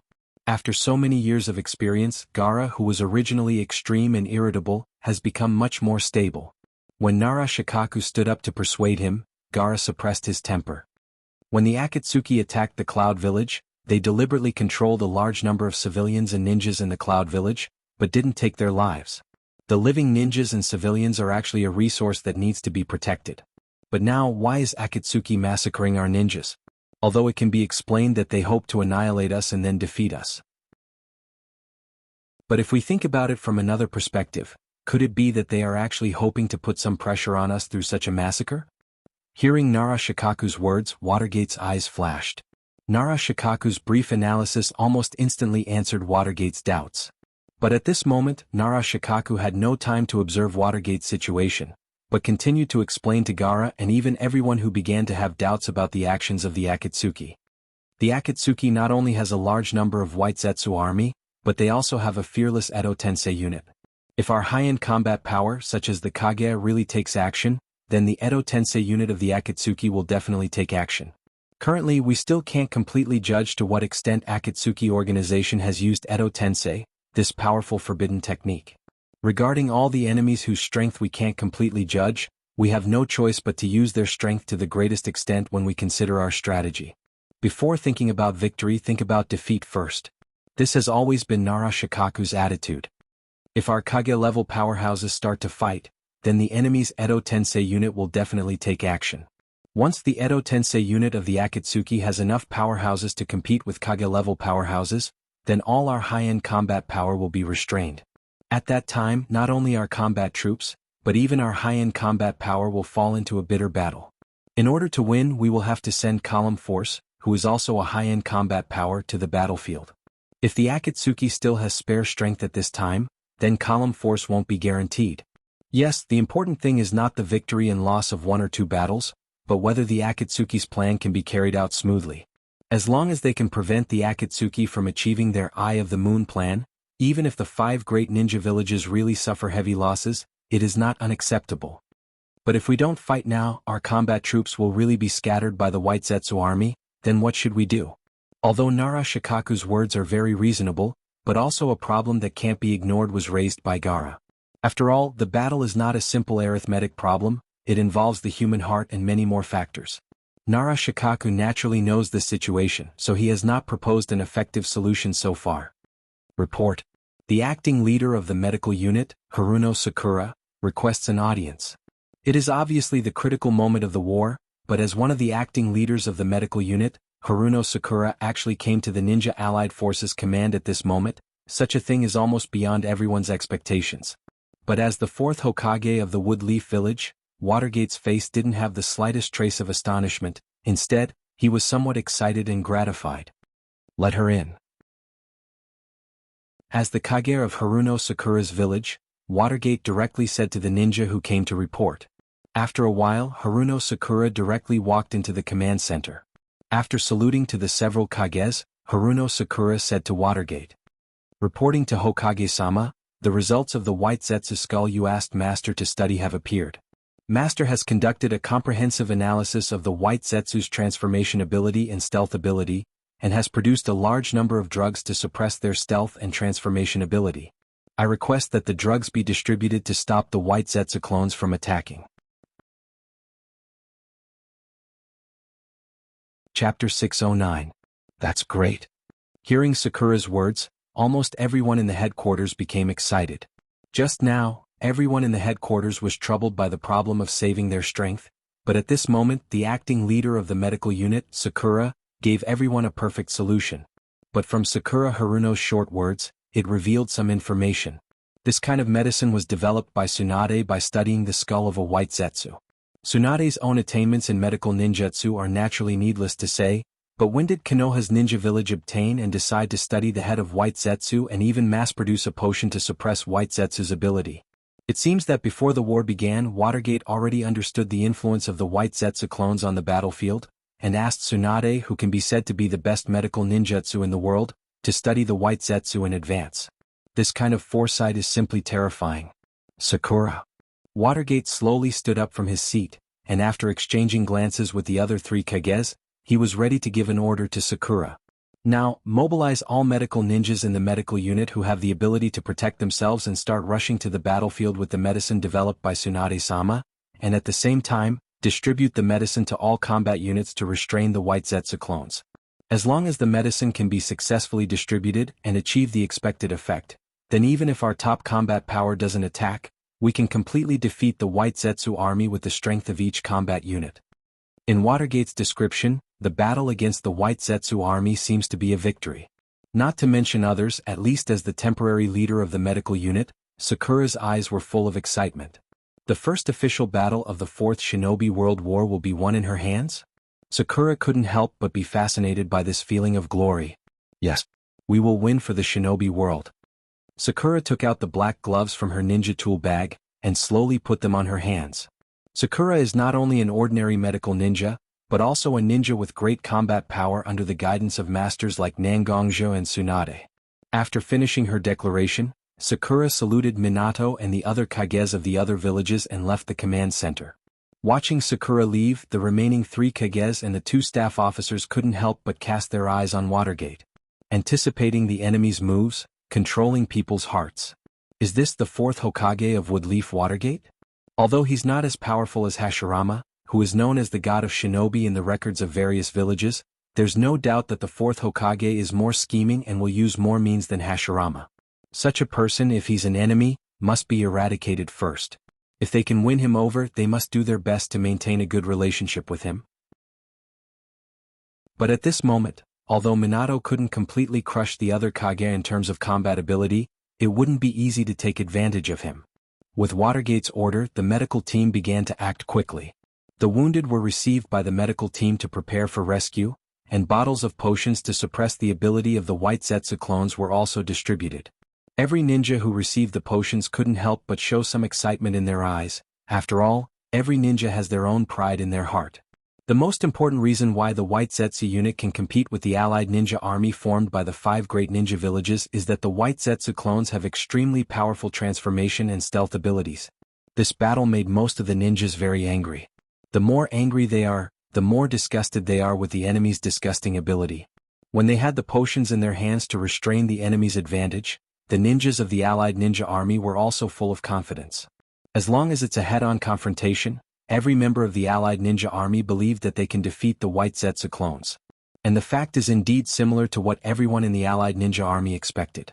When the potions were distributed on a large scale, the White Zetsu clones were directly forced to break away from their transformation and stealth state under the effect of the potions. The naked and pale body of the White Zetsu clones directly appeared in the eyes of every member of the allied ninja army. Since the target has been determined, everyone has no possibility of holding back. A gorgeous ninjutsu directly attacked the White Zetsu clones in the allied ninja army. After suffering a wave of ninjutsu attack, the number of remaining White Zetsu clones immediately decreased. The close-range combat forces and mid-range combat forces in the allied ninja army all rushed forward, taking advantage of the fact that the White Zetsu clones hadn't reacted from the onslaught, and immediately rushed forward to strangle the remaining enemies. The battle is actually such a simple thing. Although there are various policies and strategies in the final analysis, it's just one sentence: take advantage of your weakness. If the enemy's defense is too perfect, then you have to find a way to make the enemy have a flaw. Now, the potions provided by Tsunade for the allied ninja army were to create a gap in the seemingly flawless armor of the White Zetsu army. At this moment, the allied ninja army was like a beast that had been hungry for a long time and suddenly smelled blood. They ferociously and violently attacked the White Zetsu army. Although a large number of White Zetsu clones were destroyed, the allied ninja army also suffered a great loss. Killing 1,000 enemies, not to mention losing 800 but at least 200 or 300. But for the current allied ninja army, the loss is not so important. What they need is not to care about temporary gains and losses. What they need is a spectacular victory, full of glory, enough to make everyone believe that their side can win the final victory. This battle is the first official battle of the Fourth Shinobi World War. The impact of winning will be extremely far-reaching. So in order to win, what the allied ninja army needs is actually very simple. That is, a victory that no one regrets even if they lose more. Chapter 610. There's a problem with our plan, and the attack of the White Zetsu army has been hindered. Black Zetsu stood beside Obito and described the situation on the battlefield at the moment. Black Zetsu just started talking, but Obito already put his hand in front of Black Zetsu. Obviously he didn't intend to listen to Black Zetsu. At this moment, Obito's eyes had a Rinnegan that originally belonged to Uchiha Madara, and there's a strange connection between his eyes and the Gedo Mazo. The clones of the White Zetsu were all born from the Gedo Mazo, and now when Obito put all his attention on the White Zetsu army, he could feel the current state of the White Zetsu army with his Rinnegan. The large loss of the White Zetsu army was naturally perceived by Obito. It seems that the ninja allied forces have already noticed the weakness of the White Zetsu army and found a way to restrain the strange ability of the White Zetsu army. For Obito, all of this is actually a matter of time, although this time is indeed a bit too early. However, this situation didn't bring too much pressure to Obito. After all, the White Zetsu clones are actually consumables. As long as there is enough time and chakra, he can use the ability of the Gedo Mazo to create more White Zetsu clones. It doesn't matter, the loss of the White Zetsu army is also within my expectations. Now inform Kabuto, it's time to let those who are deeply buried in the yellow earth see the light of day again. The defeat on the battlefield has made Obito decide to add the Edo Tensei army into the battle ahead of time. The fundamental purpose of this battle was to create enough pressure on the shinobi army composed of the 5 great shinobi villages. Although the Edo Tensei army entered the battlefield ahead of time, it was understandable. Understood. Black Zetsu looked deeply at Uchiha Obito, who was standing on the ground with indifference in his eyes, but in his heart, he also knew what Uchiha Obito was planning. Before the war, Uchiha Obito asked Black Zetsu to send a group of highly evolved White Zetsu clones to Kabuto. Through the short message sent by those White Zetsu clones before they died, Black Zetsu could roughly judge the strength of the current Edo Tensei army. But to be honest, these White Zetsu clones were summoned through the Edo Tensei. After all, they are existences between life and objects. Therefore their power is limited a lot, and they can only use 70% to 80% of their strength. Although the nature of the Edo Tensei army is very difficult, as long as they can find a suitable method to seal the Edo Tensei army is the Edo Tensei. However, among these Edo Tensei, there was a huge bomb that Obito didn't notice. Yudo Madara. Black Zetsu doesn't know what Kabuto and Uchiha Obito are thinking. Even if Black Zetsu didn't deliberately guide Uchiha Obito and Kabuto, they still put their little abacus on Uchiha Madara, a peerless powerhouse. Perhaps in the eyes of Uchiha Obito and Kabuto, the Uchiha Madara they summoned is just a puppet with a powerful soul that they can control. A frog at the bottom of the well can't see the big sky. How strong Uchiha Madara is, Black Zetsu is actually the one who has the most right to say.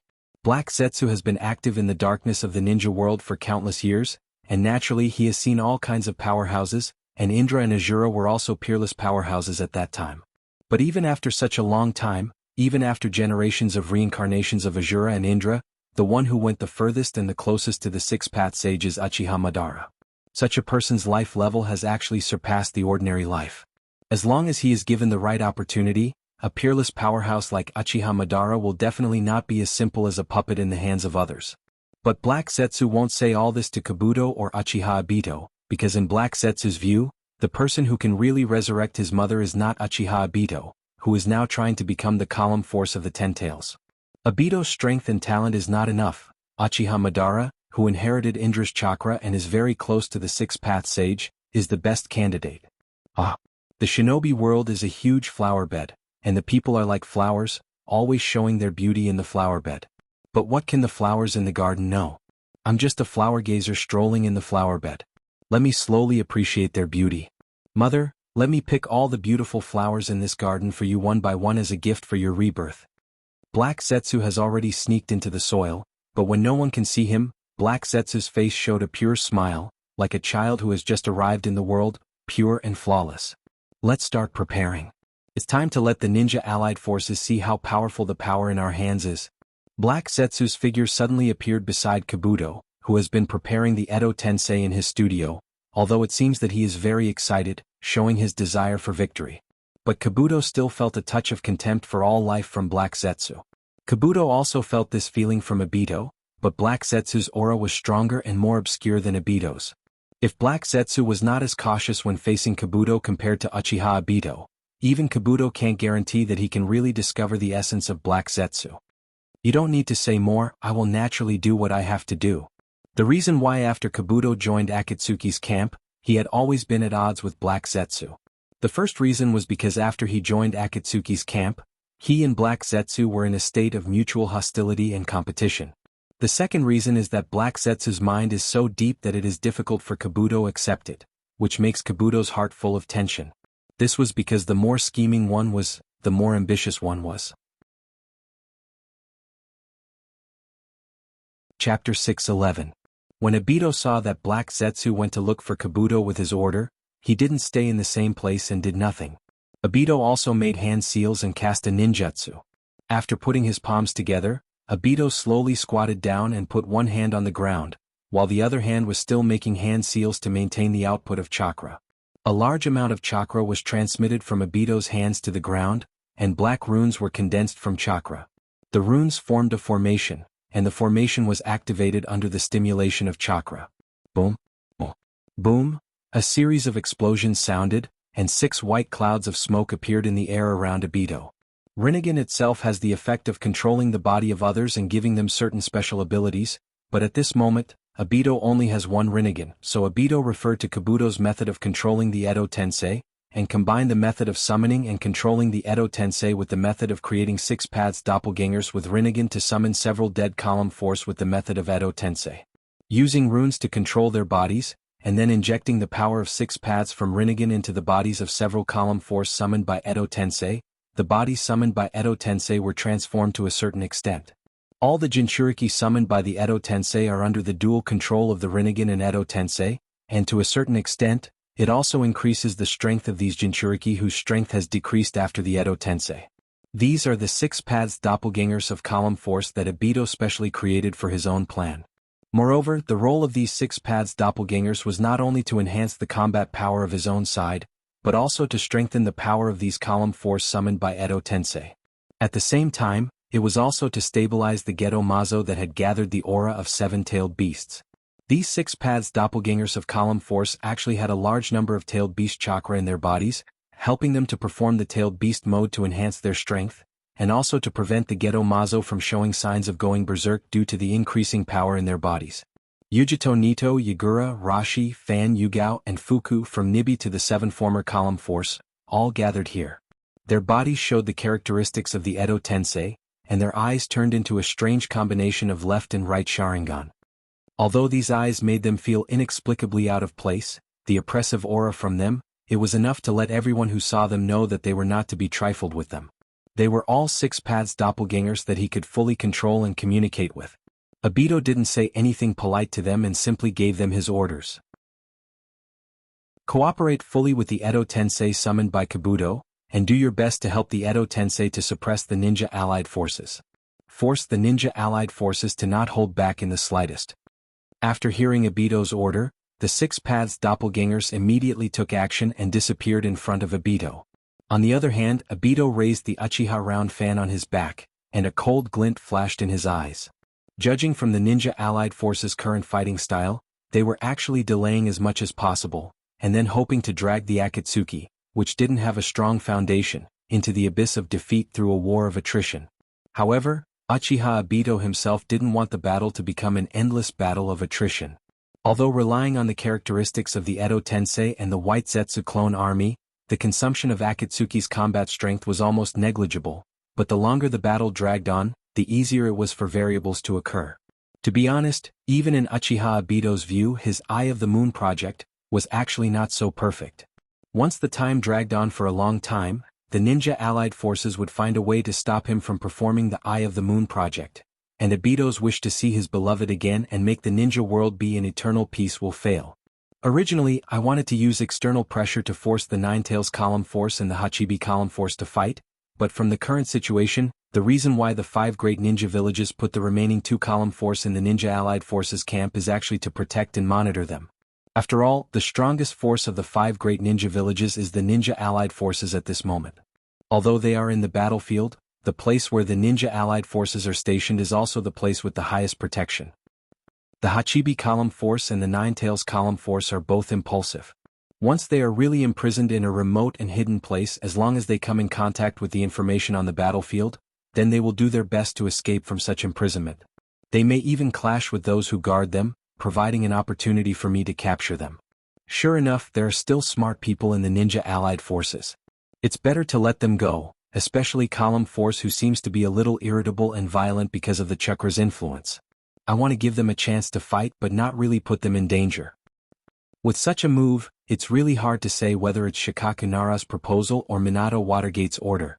Uchiha Obito himself was also very calm about the situation, but even if he noticed that the ninja allied forces didn't want Column Force to fight, Uchiha Obito still seemed to have some wisdom in his hand.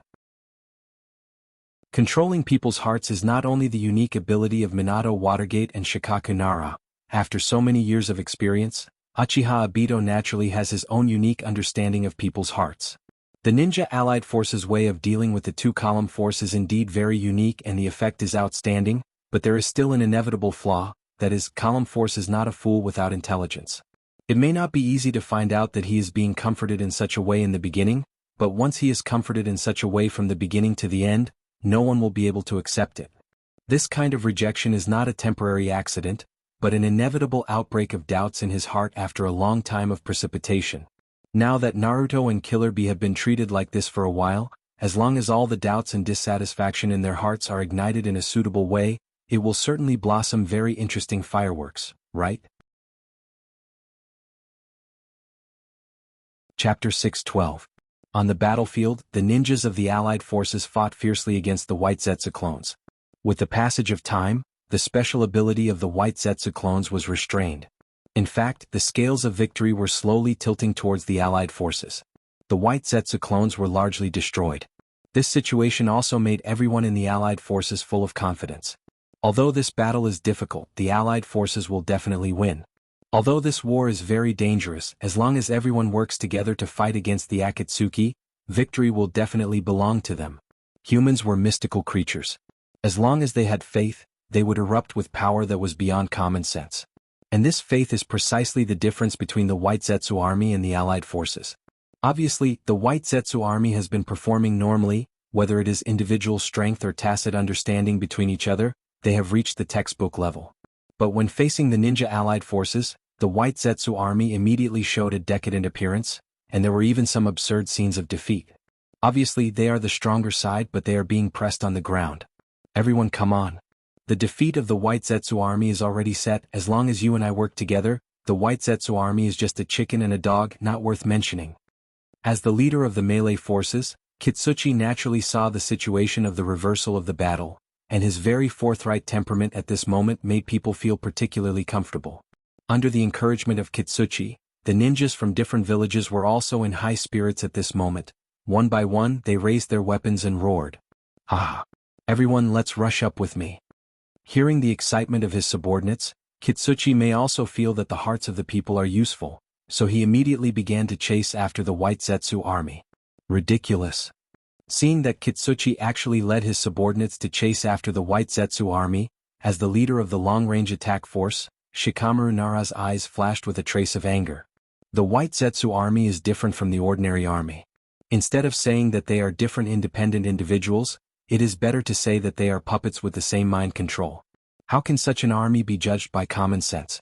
Seeing that the enemy was beginning to crumble, he directly led his subordinates to chase after them without caring about anything else. War is never a game that can be led by personal guesses. War requires a comprehensive plan and rational analysis. Shikamaru Nara frowned slightly, but he quickly made a decision. Ninja allied forces, listen to my orders.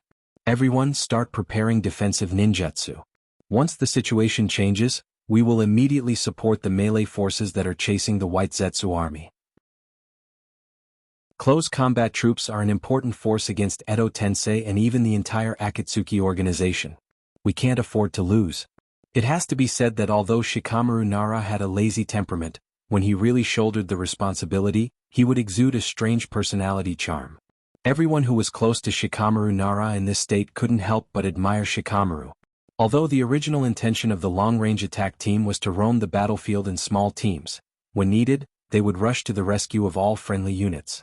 But when Shikamaru Nara passed down his orders, no matter which village they came from, almost all of them put down their affairs as much as possible and gathered directly. Magnet release, golden dust burial. Dust release, primitive world detachment jutsu. Just when the ninja allied forces were constantly chasing the White Zetsu army, the sound of two ninjutsu being cast directly echoed in the battlefield. Magnet release and dust release? Almost all the ninjas on the battlefield began to think about who cast these two Kekkei Genkai and even Kekkei Genkai elimination, but the ninjas of the ninja allied forces didn't need to guess. The person who cast these two ninjutsu spoke again, making his voice reverberate throughout the battlefield. I am Tsunagekyu's fourth dame, Kazekage Raza. Don't be impulsive, immediately withdraw from the attack range of my golden dust burial. Otherwise, even if we don't say that everyone will be in danger, we will definitely be injured. I am Iwagikyu's second dame, Tsuchikage Kage. Don't touch my ninjutsu. Dust release will decompose everything it touches. The chakra contained in the dust release is enough to kill thousands of people. After receiving the warning, although the ninjas of the allied forces were a little stunned, they still listened to the words of the two Kages. Although there were still some people who were unlucky and their abilities weren't strong enough, and they were affected by Raza and Wuji's ninjutsu, but overall the allied forces didn't suffer too much loss. Now both of us are under the control of Yakushi's pocket, but because Yakushi's pocket needs to control too many people, it can't completely control our consciousness. So after we are controlled to cast any ninjutsu, we will immediately tell you the corresponding method to break it. You must be careful, although our strength has decreased, it's not something that ordinary non-Kage level ninjas can resist. Looking at the shinobi alliance formed by the various major shinobi villages in the battle, as well as some information about the current situation of the shinobi world under the control of Kabuto, although Raza found it hard to believe that the shinobi of the 5 major shinobi villages gathered together to fight against a single organization. After all, some of them were shinobi villages that he once led, and Raza wouldn't abandon this shinobi village that he deeply loved. With Raza and Wuji joining the battlefield, all the other ninjas summoned by Yakushi's Edo Tensei also joined the battle one after another. With the addition of these dead people, the battle situation that had already become clear became even more complicated and confusing. And don't know whether it was Yakushi's intentional planning or an unintentional coincidence, most of the ninjas summoned by Edo Tensei have a close relationship with the high-ranking members of the allied forces. The complicated relationship between the living and the dead brought about endless troubles. The Fourth Shinobi World War, it seems that from this moment on, all the participants of the war were in a terrible state.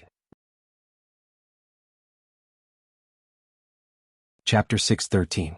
On the main battlefield, strong people who had already passed away were constantly summoned by Kabuto using Edo Tensei.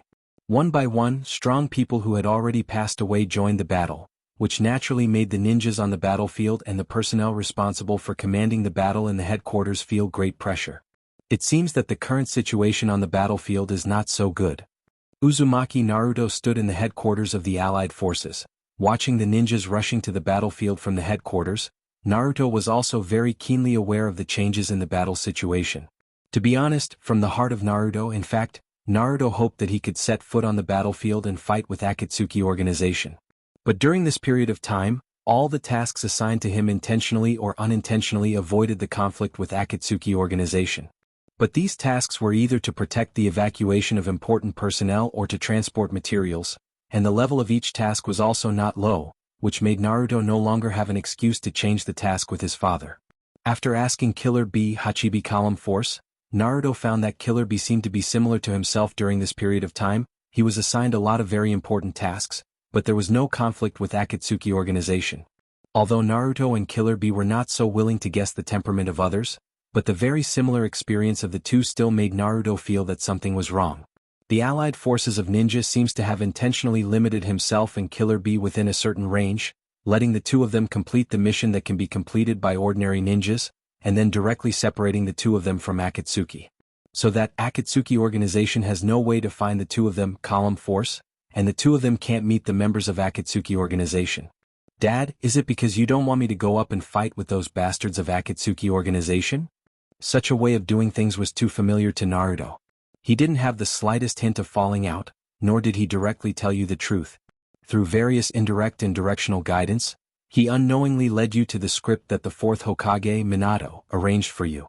To be honest, Naruto doesn't like this way of doing things and attitude, but Wave Watergate is after all Naruto's father, and the leader of a village. As a person who could decide the life and death of countless people with a single thought, it was normal for Shadow to be cautious and thoughtful. Naruto has no position to condemn his father, because everything done by Wave Watergate is impeccable. Using one by one, you completely can't refuse to guide you step by step, and in the end you will find that everything you do is the result expected by Watergate, and you can't find any reason to refute. Those guys of Akatsuki organization will absolutely not give up. Even if you use this way to stop me, Akatsuki organization will still use all kinds of ways to appear in front of me. Akatsuki organization is an organization full of dark souls, and almost everyone in this organization is particularly paranoid. Although Naruto didn't have any direct contact with the masked man who provoked the Fourth Shinobi World War, and called himself Uchiha Madara, but it doesn't affect Naruto to label the masked man a common label common to most of the members of Akatsuki organization. Such paranoid people can even be said to be obsessed with the wrong way is very terrible. When they recognize one thing, they will do it regardless of the consequences and the risks they may bear. So although he doesn't know what kind of method Akatsuki organization will use to suddenly appear in front of him, Naruto can be very sure that no matter what kind of inescapable net the allied forces have arranged, Akatsuki organization will certainly appear in front of him in order to collect tailed beasts. Just when Naruto was a little bit sighing, a space ripple silently appeared behind Naruto, and Uchiha Obito's body appeared out of thin air in the jungle behind Naruto, silently like a viper preparing to capture its prey. Chakra secretly condensed in his hand, and mixed with the power of Rinnegan to create a black iron rod which has a very significant suppressive effect on chakra directly appeared in the hand of Obito. Be careful, Naruto boy. Behind you there seems to be a bit familiar and disgusting aura. 9 tails hidden in Naruto's body, compared to Naruto's own perception ability, almost when Uchiha Obito condensed chakra iron rod and prepared to attack Naruto, 9 tails immediately warned Naruto to dodge. The familiar and disgusting feeling in Nine Tails' mouth was naturally the same feeling that Nine Tails himself was pulled out of the body of the Nine Tails Column Force Vortex Shinakushina more than 10 years ago. The moment he was pulled out, Nine Tails was controlled by Manjikyu Sharingan. The person who released Nine Tails from the seal and then controlled him with his Manjikyu Sharingan is naturally standing behind Naruto at this moment. Although there are some changes in his attire, he still exudes an aura that Nine Tails is familiar with and disgusted with. After hearing Nine Tails' reminder and being vigilant for no reason, Naruto immediately displayed the Nine Tails chakra mode. Golden chakra flames and black runes covered Naruto's body in an instant. And under the Nine Tails chakra mode, Naruto's physical fitness and speed have increased to a level that ordinary ninja can't reach. Leaving a golden afterimage in the air, Naruto's figure has already left the place. And almost the moment after Naruto left the place where he stood just now, Uchiha Obito's figure wearing a gray-white mask, wearing a dark blue robe, and holding a black iron rod appeared in the place where Naruto stood just now. Looking at Uchiha Obito's posture, it was obvious that he was ready to attack Naruto just now. "Are you that bastard Uchiha Madara?" Looking at the place where he stood just now, Naruto shouted at the masked Uchiha Obito. If the person who appeared in front of Naruto was really the arrogant Uchiha Madara, maybe he would immediately attack Naruto. But after all, Obito is relying on his impression of the old and weak Uchiha Madara to act as a more mature and stable Uchiha Madara, so at this moment, Obito didn't immediately attack Naruto. Instead, he pointed his black iron rod at Naruto and said with appreciation, "Not bad, you can predict my attack in advance and can use Nine Tails chakra so skillfully. It seems that even if I kill you, you are qualified to become part of my Six Paths clone." Chapter 6:14. So that's how it is. So you want to take away the tailed beast in my body, kill me, and turn me into a weapon in your hand to suppress everyone in front of you, right? Although Obito just said it casually, Naruto still combined some of the information he knew and analyzed a lot of Uchiha Obito's own plans from Obito's words. After hearing Naruto's words, even Uchiha himself was a little surprised. After all, in the information collected by Uchiha Obito, it was pointed out that although Naruto sometimes did some ingenious things in general, he was still like a fool, who wasn't good at using his brain. But now, it seems that Naruto didn't seem to be as bad as the information said. In fact, he even hit the nail on the head. "You're not as bad as the information said." Hearing Obito's words, Naruto felt the surging tailed beast chakra in his body. His eyes became dignified, then he said to Obito, "It's useless to say more, let's fight." The golden chakra instantly condensed into two giant hands behind Naruto. Chakra's giant hands immediately clenched into fists and attacked Obito. The fists, which were almost the size of a millstone, attacked Uchiha Obito with overwhelming and unstoppable momentum. Uchiha Obito gently pulled the black iron staff in his hand and rushed directly in the direction of Chakra's giant hands without any intention of dodging. Unlike the previous times when Uchiha Obito faced Hyuga Takuma and Killer Bee, this time Obito didn't use his Kamui to make his body invisible and avoid Naruto's attack. Instead, he clenched the black iron staff in his hand, and a layer of slightly turbid mist-like gas with unknown attributes wrapped around the black iron staff. Like a sharp blade cutting through cloth, the black iron staff also directly broke through the giant hands condensed by Nine Tails chakra. Seeing that his chakra's giant hands were broken, Naruto didn't show any excessive shock, because this giant hand attack with almost no technical content was originally used by Ming-Ri to test Uchiha Obito's strength. When Naruto analyzed the physical strength and chakra waves that burst out from Obito's body when he cut his chakra's giant hands, a result that even Naruto didn't want to believe appeared in Naruto's mind. This conclusion is not a happy one but not a worried one. But it's also a happy one. Because Naruto found that this Uchiha Madara, who was standing in front of him, and kept saying that he would extract the tailed beast from his body and then use him as a weapon, is actually weaker than him in both physical and mental aspects. A shocking thought appeared in Naruto's mind. Could it be that this Uchiha Madara, the actual leader of Akatsuki, is actually a fake? Relying on his own special ability and acting skills, he deceived and played with everyone.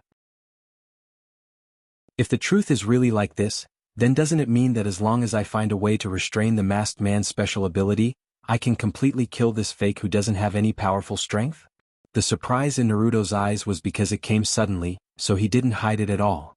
Standing in front of Naruto, the masked Obito naturally saw all the emotions in Naruto's eyes. Although he didn't know what Naruto was surprised about, but he still had a faint sense of crisis in his heart. He always felt that something important about him was spied on by Naruto. Although such a reason came without any reason, Obito still chose to believe in his intuition. No matter what, today he must not let Naruto escape from his hands. After making up his mind, Uchiha Obito also rushed in the direction of Naruto with two sharp black iron sticks in his hands. Naruto himself is not the kind of ninja who is particularly good at ninjutsu. Among the ninjutsu mastered by Naruto, he can only be regarded as proficient in Rasengan and Shadow Clone Jutsu. Although many variations of Rasengan have appeared under the joint research of Naruto and Watergate, but such a ninjutsu has its own limitations after all. It's not as strange and secretive as other ninjutsu, it's only suitable for frontal combat. Controlling Nine Tails chakra to recondense two chakra hands behind him, and with a wave of the hands, Rasengan with a bit of golden halo floated directly behind Naruto. Futon, Rasengan. Behind Naruto, 6 Rasengan were suspended in the air. But Naruto did not immediately release these Rasengan in the direction of Obito. Instead, he continued to inject chakra from 9 tails into these Rasengan. The golden chakra flame spread to the Rasengan, and in a flash the Rasengan became as dazzling as a small sun. Watching Naruto turn the original blue Rasengan into a golden chakra flame ball, Obito suddenly felt a little vigilant in his heart. Although doing this can indeed improve the power of Rasengan, Obito always faintly felt that Naruto seems to have other plans. Go! Chakra surged, and the 6 golden flame Rasengan suspended behind Naruto directly moved under the control of Naruto. These 6 golden flame Rasengan under the control of Naruto attacked directly in the direction of Uchiha Obito with an unpredictable trajectory. To be honest, seeing Naruto fight in such a way, Uchiha Obito was not worried. Because Uchiha Obito has the almost cheating ninjutsu Kamui. If he wants to defeat him, he can only suppress him with space ninjutsu. But according to Uchiha Obito's understanding, the only person in this ninja world who has some attainments in space ninjutsu is the Yandame-sama Naruto Watergate. In fact, the application of space ninjutsu is a little rough, and it is very unrealistic to suppress Uchiha Obito who has the Mangekyo Dojutsu Kamui in space ninjutsu. In other words, although Uchiha Obito is not invincible in terms of personal strength, but in a battle with his own special ability, Uchiha Obito can be said to be in an invincible position. Chapter 6:15. Because of Naruto's control of the golden flame Rasengan, Obito had no way to accurately determine from which angle the 6 golden flame Rasengan will attack him. But does Obito really need to know from which angle these golden flame Rasengan will attack him? What Obito needed to do was to predict in advance when these golden flame chakra balls will attack him, and then directly integrate his body into his Kamui dimension to avoid them. So at this moment, Obito actually looked at the 6 golden flame Rasengan that were rushing towards him in a mysterious trajectory with sarcasm in his eyes. He said to Naruto in an arrogant tone, but he didn't know it. I know what you're scheming. But Uzumaki Naruto, I still want to tell you a truth that even a 3-year-old child knows, in the face of absolute strength, any calculation is meaningless. Even if you can borrow the chakra of 9 tails, so what? Even if your research on Rasengan is profound, so what? In front of me you can only get one thing, and that is failure. After activating Kamui, Obito's body instantly became full of an illusory aura. At this moment, although the golden flame Rasengan was constantly changing in a mysterious trajectory, after all, it didn't reach the expected position of Naruto, so the dispersion was not so obvious. Seeing Obito suddenly rushing towards himself, Naruto didn't panic at all. He directly controlled the 6 golden flame Rasengan to attack Uchiha's head, heart, and limbs. But after these Rasengan touched Obito's body, they directly penetrated his body, just like all the previous attacks that tried to attack Obito. However, Naruto didn't seem to lose his mind because his golden flame Rasengan didn't work. Instead, he directly controlled the Rasengan that directly penetrated Obito's body and rushed towards the sky. Under the control of Naruto, the 6 Rasengan directly collided with each other at the same time. It was already late at night, and the 6 Rasengan burning with golden flame Rasengan were already very conspicuous when they flew into the sky. When the 6 golden flame Rasengan containing a lot of chakra collided with each other, the huge explosion of energy also caused a great impact. The golden flames spread directly from the place where the 6 Rasengan collided as the center. It was as if a golden cloud suddenly appeared in the dark sky, dazzling and eye-catching. Even the bright and huge full moon before could only hide its existence next to the golden flame cloud at this moment. So that's how it is, your attack is just a cover, your real idea is to inform other ninjas to summon more ninjas to fight me? Looking at Naruto who was wrapped in the golden flame chakra raiment, Uchiha Obito said slowly with a little appreciation. Although he was not afraid of an increase in the number of enemies, the more people he had to fight, the more likely it was that they would hurt him while he was casting his Kamui ability. Not to mention, if Hatake Kakashi, whose ability originated from the same source as his, came to his aid, it was very likely that he would be hindered. Now, after all, the Jubi has not been resurrected, and Obito believes that his strength is not enough to fight so many ninjas without exposing his true identity. If he can win, he will fight. If he can't win, he will say some harsh words and then take the opportunity to leave. This has always been Obito's attitude, and it is this cautious attitude, coupled with Obito's control of people's hearts, that Obito can manage the name Uchiha Madara so perfectly. Now such a name can't be abandoned so easily, so Obito's heart at this moment has already sprouted the idea of retreating. However, Obito is still very concerned about what Naruto found on his body just now, or what is wrong with him. If he leaves directly, will Naruto tell Minato Watergate about what he found on his body? After all, Naruto's identity is different from ordinary ninjas, the Nine Tails, Column Force, and the son of Hokage, so every word Naruto says will be taken seriously. If Naruto directly reports his prediction of Uchiha Obito's strength to the Allied Ninja Command, then after hearing such news, although they can't immediately judge the accuracy of the news, at least Hokage and Kazekage, who have a very close relationship with Naruto, will definitely believe in Naruto's judgment. If the situation really becomes like this, then the situation of the battlefield will definitely have some unexpected changes. The current battlefield itself is a certain distance from Obito's expectations to a certain extent. If there is any change outside of his control, it will undoubtedly cause a great obstacle to Obito's ultimate goal, the Eye of the Moon Project. The Eye of the Moon Project itself is the goal of Uchiha Obito's struggle for decades. Obito gave up a lot of things for this project and even threw his soul into the darkness, doing a lot of things against his own heart. After paying so much, it is really difficult for Obito to accept the failure of the Eye of the Moon Project. When Naruto entered the Nine Tails chakra mode, he can keenly perceive the kindness and malice of others.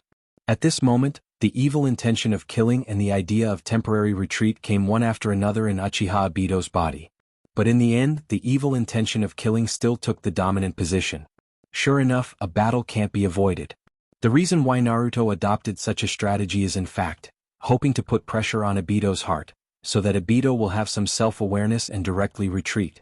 After all, at Naruto's level of strength, as long as he starts to fight with all his strength, every move will cause a great impression.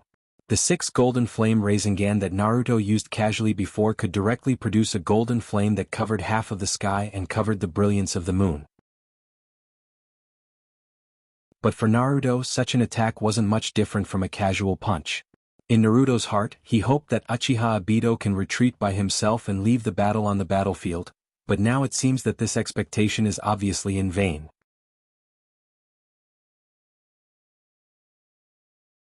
Chapter 616. Although the outcome was not the same as what he expected, after all, Obito is an enemy that he can't avoid, and he will encounter such a situation sooner or later, won't he? But when Naruto's heart was really ready to fight Uchiha Obito, he finally once again examined the comparison of strength between himself and Uchiha Obito. Originally, Naruto thought that Uchiha Obito was an existence that surpassed him in all aspects, but through the contact just now, Naruto has discovered that Uchiha Obito, the masked man who called himself Uchiha Madara, is actually not a super powerhouse that he can't resist at all. On the contrary, Uchiha Obito's physical fitness and chakra storage are not as good as him. After discovering this, Naruto actually found some opportunities to win. As long as he can find a way to deal with Uchiha Obito's strange space ability, then Naruto will be able to defeat Uchiha Obito. At this moment, Uchiha Obito was fighting Naruto with the intention of leaving Naruto here, but Naruto also faintly hoped that he can defeat Uchiha Obito here, and then directly kill this dangerous character who caused the Fourth Shinobi World War. At the same time, Naruto and Obito's eyes showed the light of excitement and expectation for the battle. Almost at the same time, Naruto directly used Nine Tails' chakra mode to cast the body flicker technique and disappeared, and Uchiha Obito also used his Mangekyo Dojutsu Kamui to directly escape into the Kamui space. The entire battlefield seemed to have completely disappeared at this moment, but every very short period of time, Naruto and Obito's figures would appear in a certain corner of the battlefield. And the moment the two figures appeared, they would immediately attack each other. The Rasengan in Naruto's hand and the black iron rod in Obito's hand collided again and again, but after the collision, Naruto and Obito seemed to have a tacit understanding and disappeared again to prepare for the next collision. To be honest, the repeated collisions also consumed a lot of chakra and physical strength of Naruto and Obito. Because Obito used Mangekyo Dojutsu from his bloodline, the consumption of chakra and physical strength was much less than that of Naruto. Although Mangekyo Sharingan's Dojutsu will cause the caster to lose his light, most of Obito's body was cloned from first Hokage Senju Takuma's cells, so the consumption of Mangekyo Sharingan's power is almost negligible. Naruto himself is an Uzumaki, and has an extremely strong body and a huge amount of chakra storage. And at this moment, Naruto has almost unlimited chakra with the help of Nine Tails in his body. Therefore, Naruto and Obito have actually fallen into a battle of attrition at the moment. It's actually very simple to win as long as the opponent's physical strength or chakra is exhausted. But for Naruto there is still an advantage. After all, the place where the two of them are fighting is very close to the headquarters of the Allied Ninja Army. Although the movement of the two of them isn't earth-shattering, the golden flame cloud that spread over half of the sky and the powerful chakra fluctuation coming from here has already provided coordinates for the ninjas of the Allied Ninja Army. It won't be long before the ninja allied forces will definitely send strong people to support Naruto. Among the ninjas who will come to support Naruto, it is very likely that Minato Watergate and Hatake Kakashi will be among them. After all, one of them is Uzumaki Naruto's father, and the other is Uzumaki Naruto's instructor, and for Obito, these two people are very troublesome people for him. His former teacher and former comrade in arms are exactly the people who can find and even restrain his shortcomings. Hatake Kakashi also has Manjikyu Sharingan, and even the name of his dojutsu is the same as Obito's dojutsu. Not to mention Minato Watergate, during the Third Shinobi World War, he developed the Flying Thunder God Jutsu, and improved it by Obito, and directly gained the name Golden Flash in the Shinobi World War, and later became the fourth Hokage of the Wood Leaf Village in the Land of Fire. Once these two people really come, then Obito will have to fight against these three people including Naruto, and the pressure will be too great. On one side of the battlefield, in a place that Obito couldn't see, a figure slowly appeared there. Wearing a white robe, it looked extremely bright and pure under the moonlight. A complicated blood-red pattern representing the blood cloth pavilion was delicately embroidered on the edge of the robe with silk thread, and on the back of the neck of this white robe, there was a red face and white handle fan pattern that was exactly the same as the masked Uchiha Obito's. The person who came had slightly long black hair, sword-like eyebrows, and a cold expression, and a silver long sword was directly in his hand. Uchiha Madara? Sasuke, who was wearing a white robe, poured chakra into his eyes, and a pair of eternal Manjikyu Sharingan that surpassed Manjikyu Sharingan appeared in Sasuke's eye sockets. Before Sasuke left the Blood Cloak Pavilion, his father, Uchiha Fugaku, had been replanted with a pair of ordinary eyes. After seeing that his father had fully recovered, Sasuke also volunteered to go directly to the battlefield to do his part for the Blood Cloak Pavilion. Nangonja naturally knew that Sasuke was actually worried that his close friend, Uzumaki Naruto, would be captured by Akatsuki, but Naruto also had a very special meaning for Nangonja. After all, Nangonja also watched Naruto grow up little by little, and he also did his duty as a teacher when Naruto was still young.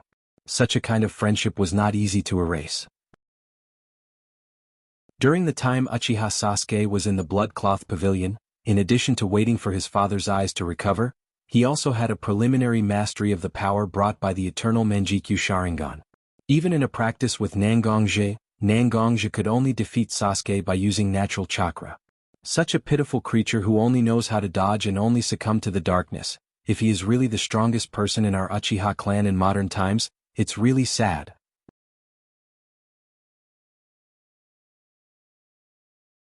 Chapter 617. On the battlefield, both Uchiha Obito and Uzumaki Naruto raised their perception ability to the limit. After all, the battle between Uchiha Obito and Naruto was actually a competition to see who would make a huge mistake first, and who would consume their stamina or chakra first. Any small mistake could cause them to fall into an irreversible situation. The two of them couldn't afford to relax at all. But at this moment, Uchiha Obito's heart suddenly had a touch of instinctive vigilance. Even animals have the ability to foresee danger almost like a sixth sense, not to mention Uchiha Obito, who has transplanted a Rinnegan and Senju Takuma cells in his body. When he collided with Naruto again, Obito didn't use the black iron rod in his hand to collide with Naruto's Rasengan like before. At this moment, Obito suddenly scattered the 6 paths aura wrapped around the iron rod in his hand, and collided with the Rasengan with the black iron rod itself. The result was needless to say, the power of the Rasengan completely broke out, but Uchiha Obito himself was ready to meet the impact. With the help of Rasengan's powerful force, he quickly retreated backward. On the contrary, Naruto was stunned by the sudden damage he caused. What the hell is going on?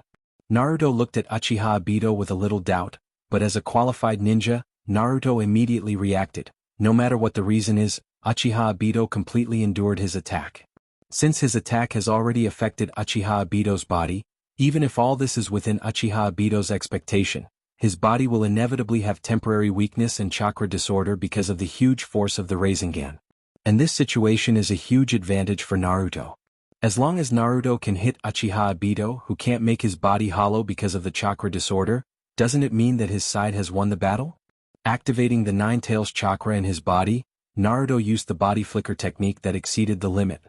Naruto's figure almost instantly appeared beside Uchiha Obito, but obviously, Uchiha Obito's recovery speed is beyond Naruto's imagination.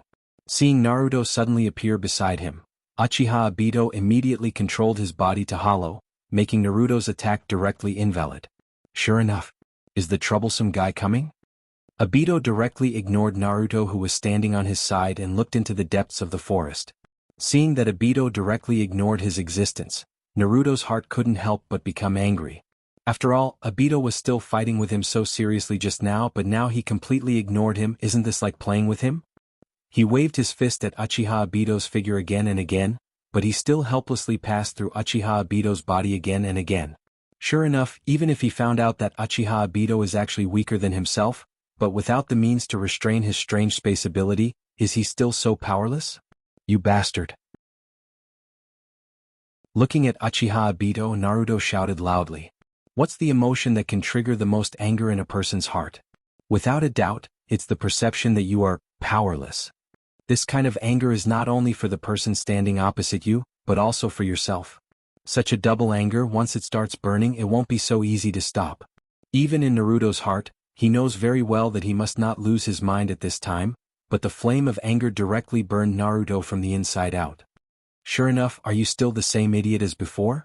A slightly cold voice appeared in Naruto's ears. Such a voice was like a clear spring water gathered from ice and snow, directly extinguishing the raging flame burning in Naruto's heart. Even Obito, who has been attacking Uchiha, also stopped. Naruto completely ignored Uchiha Obito at this moment. Instead, he turned his head and looked around as if trying to find a very familiar figure. Finally, Naruto's line of sight and Uchiha Obito's line of sight fell on the same place. At the foot of the forest, a purple figure stood so tall in the forest. There was no way for the tall trees to hide this huge purple figure. Instead, it made this figure even bigger. Susanoo. Complete form. The figure was almost as huge as a mountain. The purple figure was wearing a heavy purple plate armor, wearing a crow tengu mask, a pair of wings folded behind Susanoo's back, and two swords that looked simple and full of majesty were hanging by Susanoo's waist. At this moment, Susanoo truly corresponded to its name, and stood between the heavens and the earth like a god that had descended to earth. With his enhanced eyesight because of entering the Nine Tails chakra mode, Naruto vaguely saw Sasuke's figure on the huge Susanoo's chest. Sasuke put his hand on his chest and began to print. Susanoo, who was outside, also raised its huge hands and made a hand seal. It looked exactly like Sasuke. Susanoo, Ketan, Great Fireball Jutsu. The complete form of Susanoo can cooperate with the person who summoned it to perform ninjutsu, and the power of ninjutsu can be greatly increased. At this moment, Sasuke began to perform ninjutsu with this ability. The original C-level Great Fireball Jutsu, after being blessed by Susanoo, now has the power of a B-level ninjutsu, and the coverage is also very large. Looking at the flames rushing towards them, Naruto and Uchiha Obito also made their own reactions. Body Flicker Jutsu. With the blessing of Nine Tails Chakra, Naruto's figure directly flashed out of the attack range of Great Fireball Jutsu. Ketan, Storm Dance, Reverse. Obito urged his Mangekyo Sharingan to once again use Kamui, and all the flames around him were absorbed into his Kamui space. Chapter 6:18. Although the range attack ninjutsu that Sasuke used just now actually covered him, Uzumaki Naruto, who was in the Nine Tails chakra mode at this moment, could distinguish a person's kindness and malice, and Sasuke was full of kindness. Although his heart was full of joy of reunion, the strange way of getting along between Naruto and Sasuke still made it impossible for Naruto to directly express his joy of meeting him again. Instead, he said to Sasuke with a bit of fake anger and boredom, "You stoic face, who exactly are you calling an idiot?" Hearing the familiar sarcasm from Naruto, Sasuke's heart was also full of nostalgia. In the past, he, Naruto, and Sakura, didn't they walk forward step by step? But because of the pursuit of strength, he gradually alienated these two people who opened their hearts to him. After experiencing so many things, in fact, Sasuke is no longer as paranoid as he was when he was a child. For the current Sasuke, although he still pursues powerful strength, he is not as blind and desperate as before. Sasuke has also grown a lot and gradually put his eyes on the things around him. The most obvious thing is that Sasuke no longer escapes from the fetters between himself and Naruto, Sakura, and even more people, but chose to directly face his inner feelings. Since he cherishes them so much, why should he deliberately alienate them? I'm no longer a weak child. With the power I have now, I can be regarded as a person standing at the top of the ninja world. So why don't I do my best to protect these things that I cherish? Of course it's you, you idiot. Don't you know how to use your brain when fighting? Controlling Susanoo, Sasuke and the huge Susanoo rose into the air together, and directly spread the wings behind them and flew towards the place where Naruto and Obito were. Although high in the sky, Sasuke's voice was still very obvious in Naruto's ears. You know that you have no way to deal with the opponent's ability, but you still want to keep the opponent here. At the beginning you knew how to signal others for help, but at this time, you attacked the enemy like a crazy beast. Saying that you are an idiot is already praising you. After all, you were an idiot before. Being rebuked by Naruto, Sasuke naturally wouldn't be silent, but he also said to Naruto in a sharp tone. And from Sasuke's words, it seems that Sasuke was able to find this battlefield because he saw the flame cloud burst out from Naruto's golden flame Rasengan. Hearing Sasuke's words, Naruto directly jumped, but Sasuke was controlling Susanoo to fly in the sky at this moment, making it difficult for Naruto to realize the idea of fighting a war of words. Looking at the interaction between Sasuke and Naruto, Obito even felt that he had become an outsider. He could only look at Sasuke and Naruto, who seemed to dislike each other but were full of flashbangs. Really envious, no hateful. Fortunately, at this moment Naruto and Sasuke still remembered that there was an enemy here. After the two ridiculed each other like this, they also turned their attention to Uchiha Obito. With eternal Manjikyu Sharingan beyond Obito's Manjikyu Sharingan level, Sasuke easily saw through Obito's Manjikyu Sharingan. It was just a Manjikyu Sharingan with the ability to communicate space, but in Obito's body, there was a very pure Uchiha clan bloodline, and the gap between his generation and the current generation was not so big. Although he couldn't accurately judge the age and identity of Uchiha Obito, he was definitely not a person of Uchiha Madara's era. A person who hides his head and shows his tail is not worthy of the name of Uchiha. I, Uchiha Sasuke, the current Uchiha clan head, hereby announce that you are deprived of all rights as the Uchiha clan. The glory of the Uchiha clan will never be allowed to be tarnished by a rat like you. Yes, before leaving the Blood Cloak Pavilion, Sasuke had been officially awarded the title of Uchiha clan head by his father, Uchiha Fugaku, although there were only a few people left in the Uchiha clan at this moment. However, Uchiha Fugaku still held a ceremony worthy of the status of Uchiha clan with the help of Nangongja. At this moment, Uchiha Sasuke was the head of the Uchiha clan. As the head of the Uchiha clan, Sasuke naturally also has the right to expel people from the Uchiha clan and deprive them of their surname. For a long time, Obito thought that he didn't care about his identity as a member of the Uchiha clan. After all, Obito didn't show such amazing talent when he was a child, and the clan's attitude towards Obito was very dull and even indifferent. But when Sasuke really said that he was going to deprive him of his surname, Obito's heart couldn't help but skip a beat. His parents and grandparents were all members of the Uchiha clan. At this moment he was deprived of the Uchiha surname by the head of the clan, which also means that he no longer has any relationship with his parents and grandparents that can be recognized by the public. So what? The name of Uchiha has long been dispensable to me. Although there was inevitably a touch of sadness in his heart, Obito didn't want to show it in front of Naruto and Sasuke. Instead, he continued to force himself to speak to Naruto and Sasuke in an almost indifferent tone. Looking at Obito's appearance, Sasuke's heart was slightly disappointed. Has he really forgotten about the pride of the Uchiha clan? Slowly unsheathing the silver long sword in his hand, Sasuke's figure also disappeared directly into Susanoo. In a flash, Sasuke's figure directly appeared behind Obito, and the long sword in his hand gently cut off the Uchiha clan tattoo on Obito's navy blue robe. In this case, you no longer have the right to keep this Uchiha clan tattoo and weapon that symbolizes the Uchiha clan. With that, Sasuke directly grabbed the Uchiha clan's weapon that Obito had been carrying on his back, Uchiha round fan in his hand.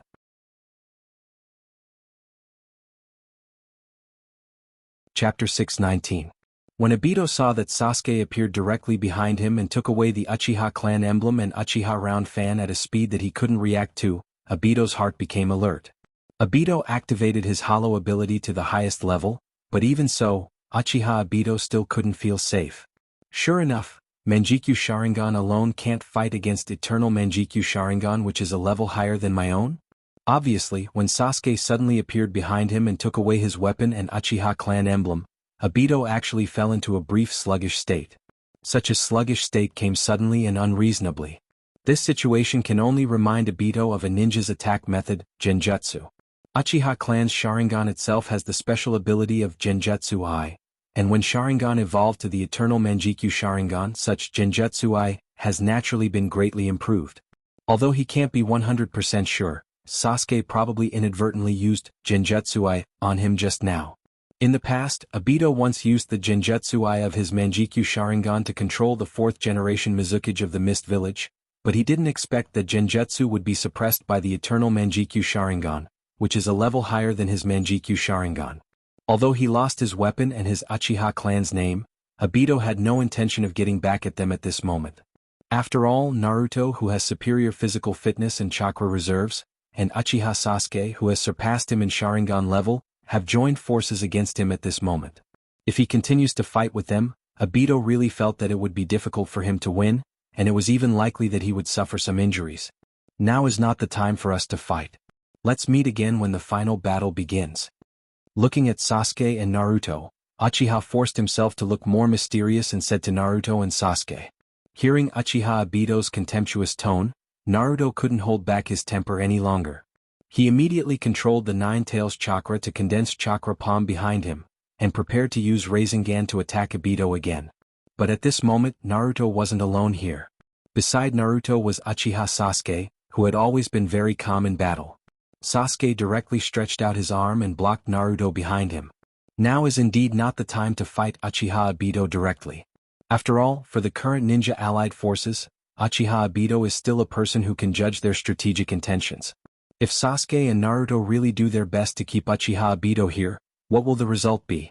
It's nothing more than Akatsuki without a leader, and the conflict between Black Zetsu and Kabuto will be ignited again. At that time, Akatsuki's 2 forces will stir up a bloody storm in the ninja world. It's simply unimaginable. Naruto, whether he's bluffing or really has something to rely on, now is not a good time for us to fight him.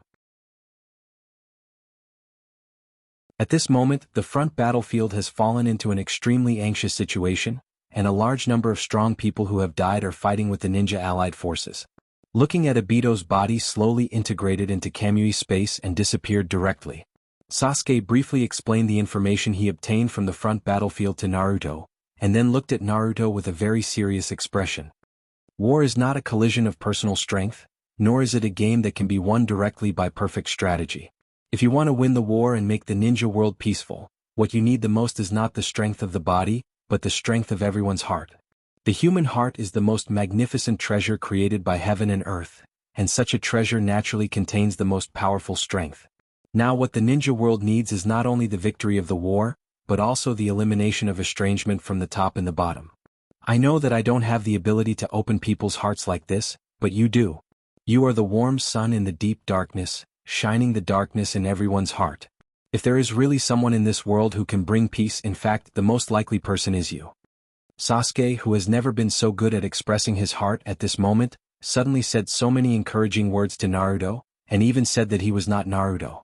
Such a change made Naruto somewhat unexpected. If it wasn't for his chakra perception telling him over and over again that the person standing in front of him was Uchiha Sasuke, who had been bickering with him since childhood, Naruto would have started to attack this Uchiha Sasuke, who was completely different from his impression. Uchiha Sasuke has learned to be humble, which is the most impossible thing Naruto has ever heard. But, I say, are you really the Uchiha Sasuke I know? Naruto looked at Sasuke and said to Sasuke tentatively. Hearing Naruto's words, Sasuke's face couldn't help but show a smile, and the silver sword in his hand directly hit Naruto's head with the scabbard. I say, are you really a fool? Obviously he didn't say anything good, but Naruto was completely sluggish. Sasuke, the Uchiha Sasuke I know, what kind of expression is on his face now? Is Sasuke smiling at the moment? Although it's just a shallow smile, but after knowing Sasuke for so long, this is almost the most brilliant smile Naruto has seen from Sasuke. Naruto, people always have to grow up. Although in many times we have experienced a lot of pain, but these pains are also the best nourishment for our growth. Originally, I had been resisting and avoiding this kind of pain. But now I understand that there are a lot of things that can't be avoided. Only when you really decide to face them, can you be regarded as a qualified ninja, a qualified man.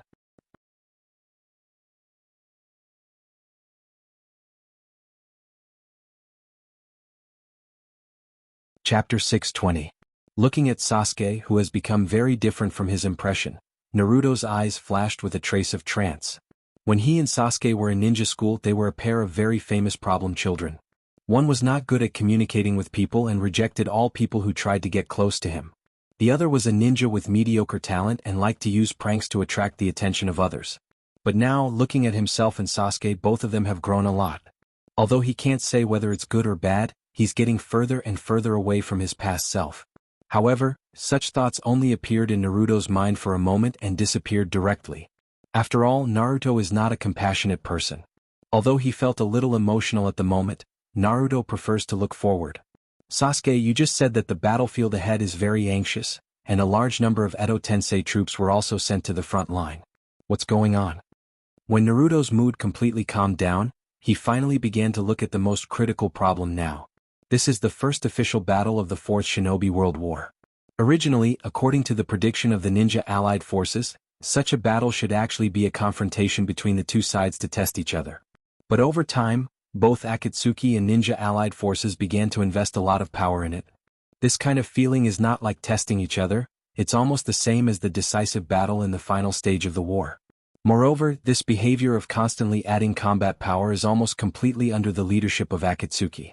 After losing the initiative, ninja allied forces can only be forced to continue to invest their own combat power. I'm not very clear about the situation on the front battlefield now. After all, when I came here, I actually just took a quick glance. After sensing your chakra, I immediately rushed to your location. Although the battle between us and the masked man didn't take long, the situation on the battlefield is unpredictable, so I think we should rush to the front battlefield immediately. Sasuke naturally has no need to lie to Naruto. At the moment when Sasuke arrived, many Kage-level powerhouses Edo Tensei had already appeared on the battlefield. When he was in ninja school, Sasuke preferred some classes that could increase his combat power. In fact, he didn't listen to much about the history of ninja world. He just remembered the physical characteristics of some particularly powerful ninjas. And it was a hurried glance on the battlefield that made Sasuke find many people he felt familiar with. The former Kage of various villages and some famous peak ninjas. To be honest, if Sasuke faced these powerhouses alone, even if he now has the eternal Manjikyu Sharingan, he would still have a huge sense of crisis. So now, in fact, Sasuke has a lot of doubts about whether the ninja allied forces can defeat these former peak powerhouses. This is also one of the reasons why Sasuke persuaded Naruto not to pursue Uchiha Obito. After all, the main forces fighting against the ninja allied forces are actually the 100,000 White Zetsu army led by Black Zetsu and Kabuto, who commanded the Edo Tensei. From Uchiha Sasuke's point of view, it is actually more cost-effective to kill Black Zetsu and Kabuto than to kill Uchiha Obito. Time waits for no man, let's rush to the front battlefield as soon as possible. After hearing Sasuke's words, Naruto was also a little anxious. After all, his father was also on the front battlefield. If the enemy sends Edo Tensei Kage-level powerhouses, then his father, as a Kage-level powerhouse, is also likely to be killed. Father, please don't let anything happen to you. Although Naruto used to reject his father very much, it has to be said that under Watergate's deliberate management, the relationship between Naruto and Watergate has also been greatly eased. Just like now, although he knows that Watergate is very powerful as a son, Naruto still can't help but care about his father. Sasuke looked at Naruto and could feel his emotions from Naruto's body. Putting his hand on Naruto's shoulder, Sasuke said slowly to Naruto, "Don't worry, I'm faster, I'll take you to the front battlefield." After watching Uchiha escape, the Nine Tails Chakra mode on Naruto's body has been lifted. After all, the Nine Tails Chakra mode also causes a great burden on Naruto's body. Now that it has been lifted, it also made Naruto's body slightly weak. Naruto's physical condition was naturally seen by Sasuke, and Sasuke also had his own plans at the moment, so he directly put his hand on Naruto's body and cast his eternal Mangekyo Dojutsu, Susanoo. He didn't exert the power of Susanoo to the maximum limit. After all, the two of them were only using Susanoo's speed to travel, and other offensive and defensive abilities could be temporarily abandoned. Susanoo, which was almost skeletal, had a pair of very complete wings behind it. Naruto and Sasuke, who were wrapped in Susanoo, directly flew into the air with Susanoo towards the center of the battlefield. Susanoo, burning with purple chakra flames, flew towards the battlefield, and the ninjas in the battle naturally saw this very conspicuous Susanoo in their eyes. Byakugan open. On the battlefield, Hyuga Hinata was fighting with White Zetsu's clone opposite her. After perceiving the familiar aura of Susanoo flying over her, Hinata also directly used Gentle Fist to force White Zetsu's clone opposite her, and then used her Byakugan to observe Susanoo passing through the sky. Naruto-kun, Sasuke-kun? Although Susanoo itself was shaped by high concentration chakra, Sasuke at this moment didn't stimulate Susanoo to the maximum extent, so the skeleton state of Susanoo could still be observed by the naked eye. Feeling the huge pressure naturally emitted from Sasuke and Naruto, Hinata's eyes flashed with a trace of powerlessness. After all, two people of the same age as her have reached the strength to directly participate in the main battlefield of such a shinobi world war, but looking at her now, dealing with a mass-produced clone of White Zetsu was so difficult, the sense of powerlessness inevitably swept Hinata's heart.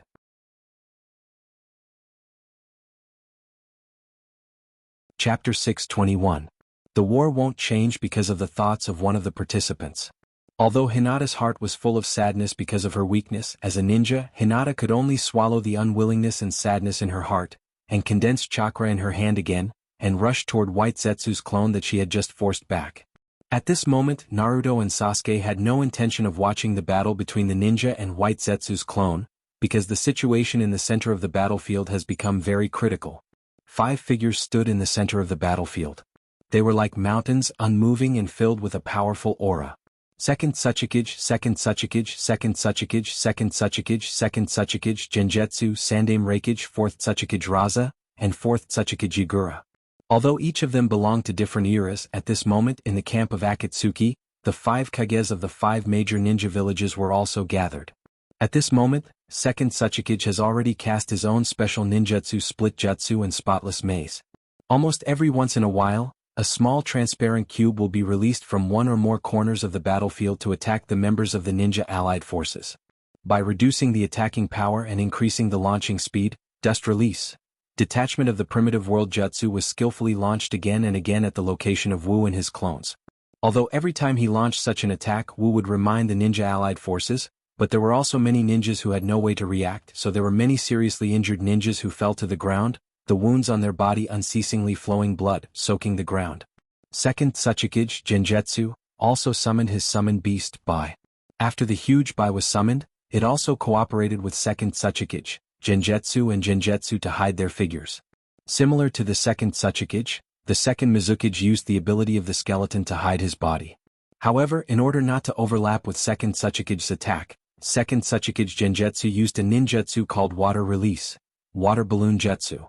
This ninjutsu allowed him to change his figure and spit out a slightly viscous water from his mouth at the same time.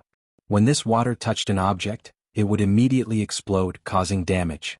Fourth Tsuchikage Yagura was not inferior to Second Tsuchikage at this moment.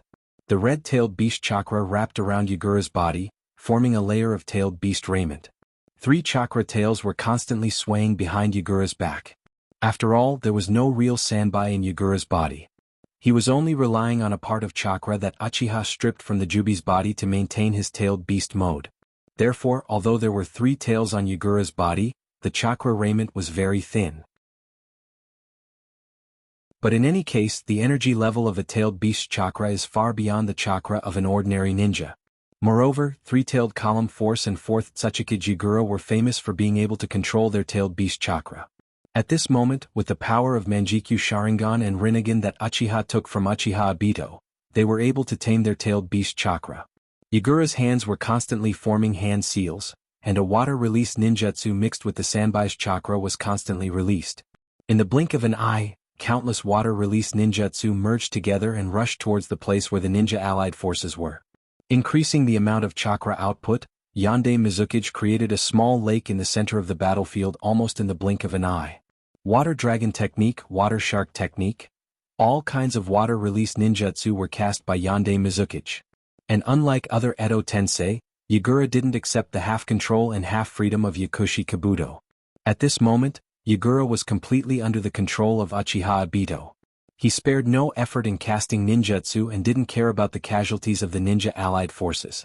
So during this battle, it was Yagura who caused the most damage to the ninja allied forces. Yagura's role wasn't limited to this. As one of the 6 clones of Uchiha Obito's Rinnegan, Yagura and Uchiha Obito also shared vision. Yagura was also an important existence for Uchiha Obito to monitor the movements of the ninja allied forces. The 4th Mizukage Raza, who appeared together with the 2nd Mizukage, was now using sand release to control the golden sand, making his body float on the battlefield.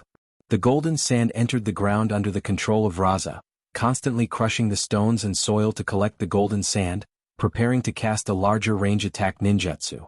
Sandaime Raikage's body at this moment was surrounded by a large number of blue and white lightning, piercing left and right in the crowd. Sandaime Raikage also didn't open his mouth to remind the ninjas of the ninja allied forces.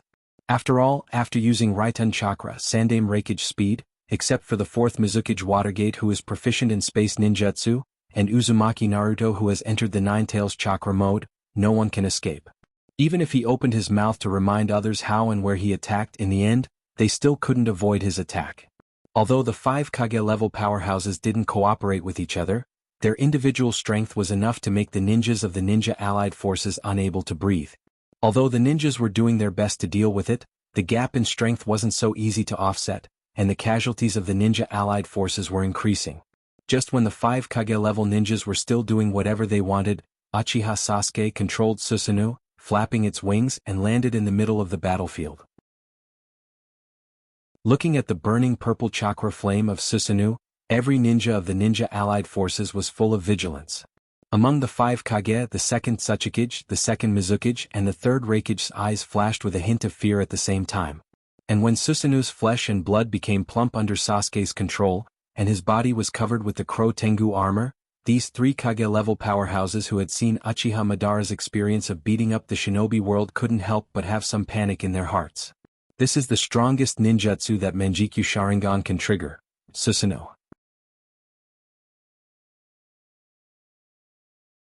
Chapter 622. Feeling the gaze of the 5 Kage-level powerhouses and thousands of ninjas, Sasuke didn't have any special feelings. When Sasuke obtained the eternal Manjikyu Sharingan, his state of mind gradually changed.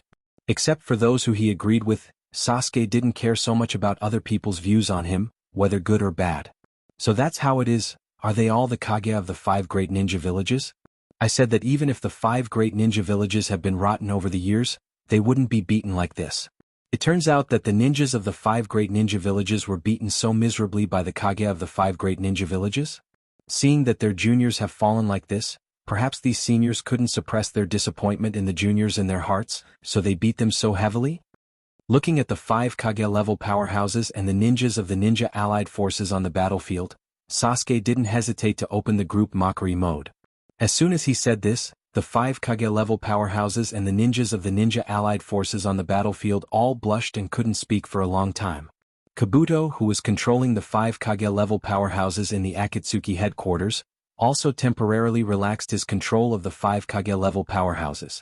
After all, Kabuto was also quite interested in Sasuke's direct mockery. To be honest, when he saw Sasuke directly riding Susanoo into the battlefield, Kabuto's heart couldn't help but skip a beat. After all, Kabuto got a lot of information about Manjikyu Sharingan from the research of Uchiha Obito and Orochimaru. At this moment, Sasuke can directly use the complete Susanoo, which proves that Sasuke's eyes have become the eternal Manjikyu Sharingan, which stands at the peak of Sharingan. With such a pair of eyes, once Sasuke stepped into the battlefield and directly stood on the side of the ninja allied forces, then he would use the full power of Susanoo to directly attack the 5 former Kage summoned by himself. Kabuto wasn't completely sure whether the 5 Kage could defeat Uchiha Sasuke, who had the eternal Manjikyu Sharingan. However, when Sasuke just appeared on the battlefield, he didn't hesitate to ridicule the ninja allied forces and Akatsuki at the same time. Kabuto was first surprised that Uchiha Sasuke, who had always been very indifferent to people, could become so eloquent. Secondly, he was surprised that Sasuke didn't take any side action after joining the battlefield. Instead, he directly cut off the possibility of cooperation with the ninja allied forces and Akatsuki. So what kind of confidence and capital made Uchiha Sasuke make such a choice? After all, in Kabuto's view, although Uchiha Sasuke wasn't a person with high EQ, he was also a person with high IQ. Now it's the time of the 4th Shinobi World War. No matter how powerful a person is, as long as he wants to live in the shinobi world, he must be attached to a force. Since Sasuke has now shown his intention not to join the ninja allied forces and Akatsuki, then which force did Uchiha Sasuke join the battle on behalf of? Of course, through the eyes of Edo Tensei, Kabuto also saw the slightly complicated blood-colored lines on Uchiha Sasuke's white clothes. A guess appeared in Kabuto's heart, but Kabuto hid all this guess in his heart and was not ready to reveal it to anyone. Sasuke, what are you doing?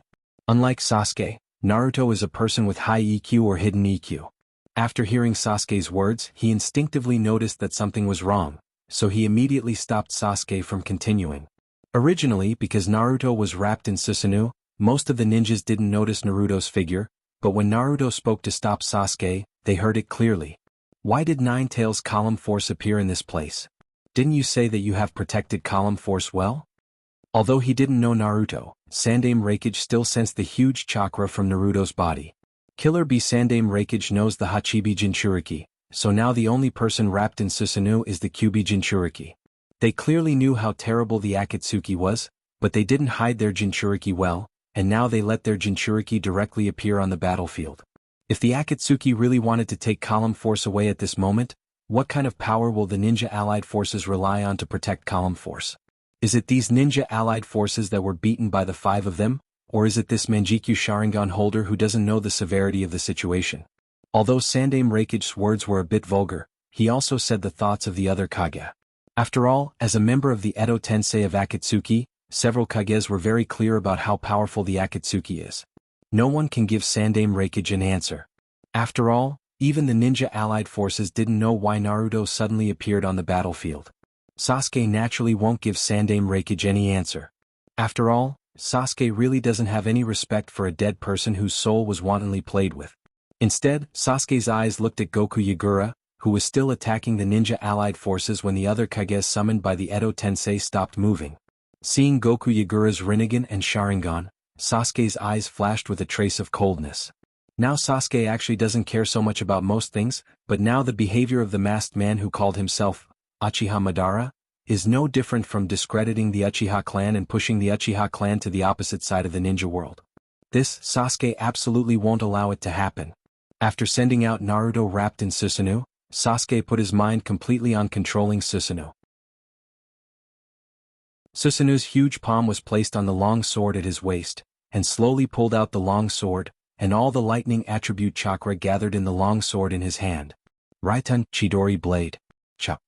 Under Sasuke's violent roar, the long sword wrapped in lightning directly slashed towards Goku Yagura's head, directly wanting to take his life.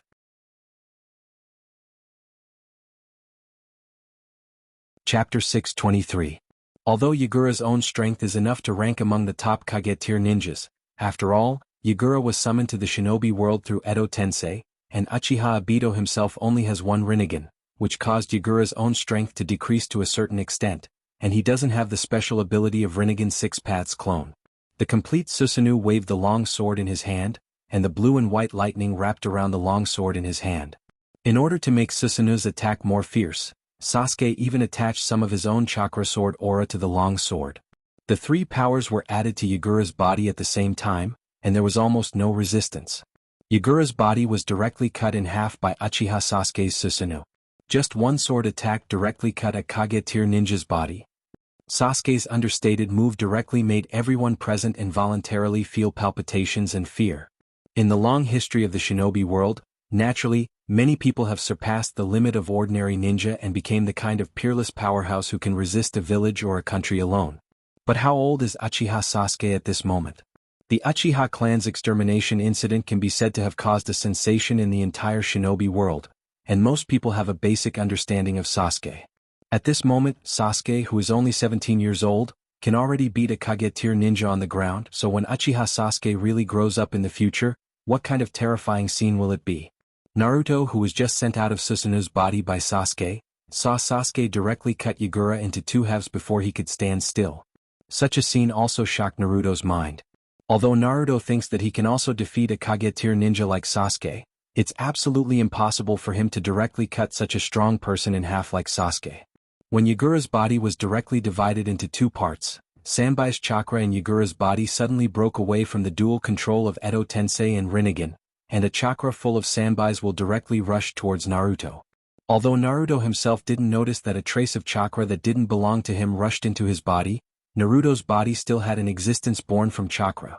Nine-Tails Demon Fox Kurama. Aisabu? When this chakra that belonged to Sanbai secretly entered Naruto's body, Nine-Tails immediately noticed the aura that belonged to Sanbai. In fact, the relationship between the nine-tailed beasts wasn't that bad. After all, although the nine-tailed beasts have different personalities, they grew up together, and their understanding of each other is beyond anyone else. Sanbai Aisabu himself has a gentle temperament, and there is no conflict between him and Nine-Tails, so when Sanbai entered Naruto's body, Nine-Tails didn't directly release his power to erase Sanbai's will. Kurama, it's been a long time. I didn't expect that the shinobi world is such a small land, but it directly separated the 9 of us from each other. The only chance to see each other is when we're sealed in other people's bodies to fight. Aisabu himself has a gentle temperament, and the tone of his speech is also very different from his slightly ferocious appearance, but his tone is so casual that it's almost cruel. But although his words are cruel for the nine-tailed beasts, this is the life of a human who covets their strength. So why did you sneak into this stinky brat's body?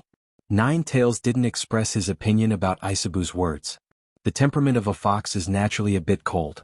For these tailed beasts who share the same origin as him, although Nine-Tails instinctively has a bit of closeness, but that's it.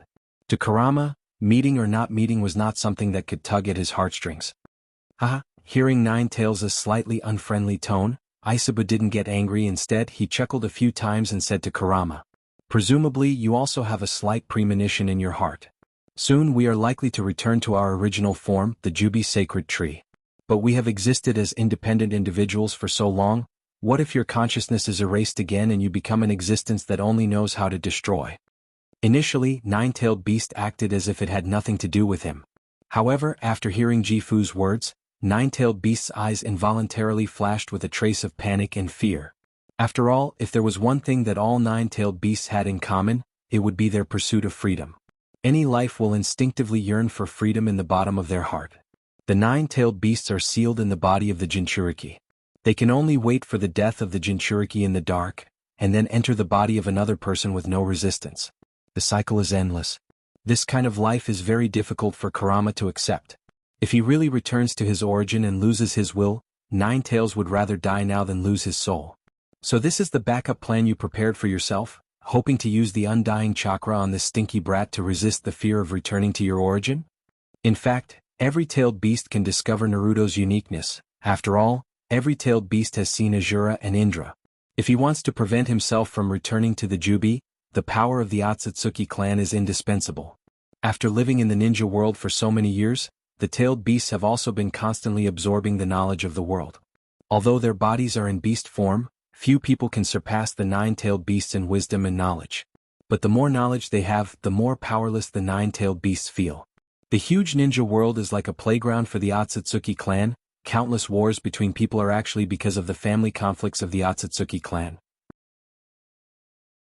This is the tragedy of the tailed beasts, this is the tragedy of mankind, this is the tragedy of countless ninja worlds. Hearing Nine-Tails' words, Aisabu didn't speak, but his sincere eyes directly looked at Nine-Tails. Aisabu has no choice, Nine-Tails has no choice, all nine-tailed beasts have no choice.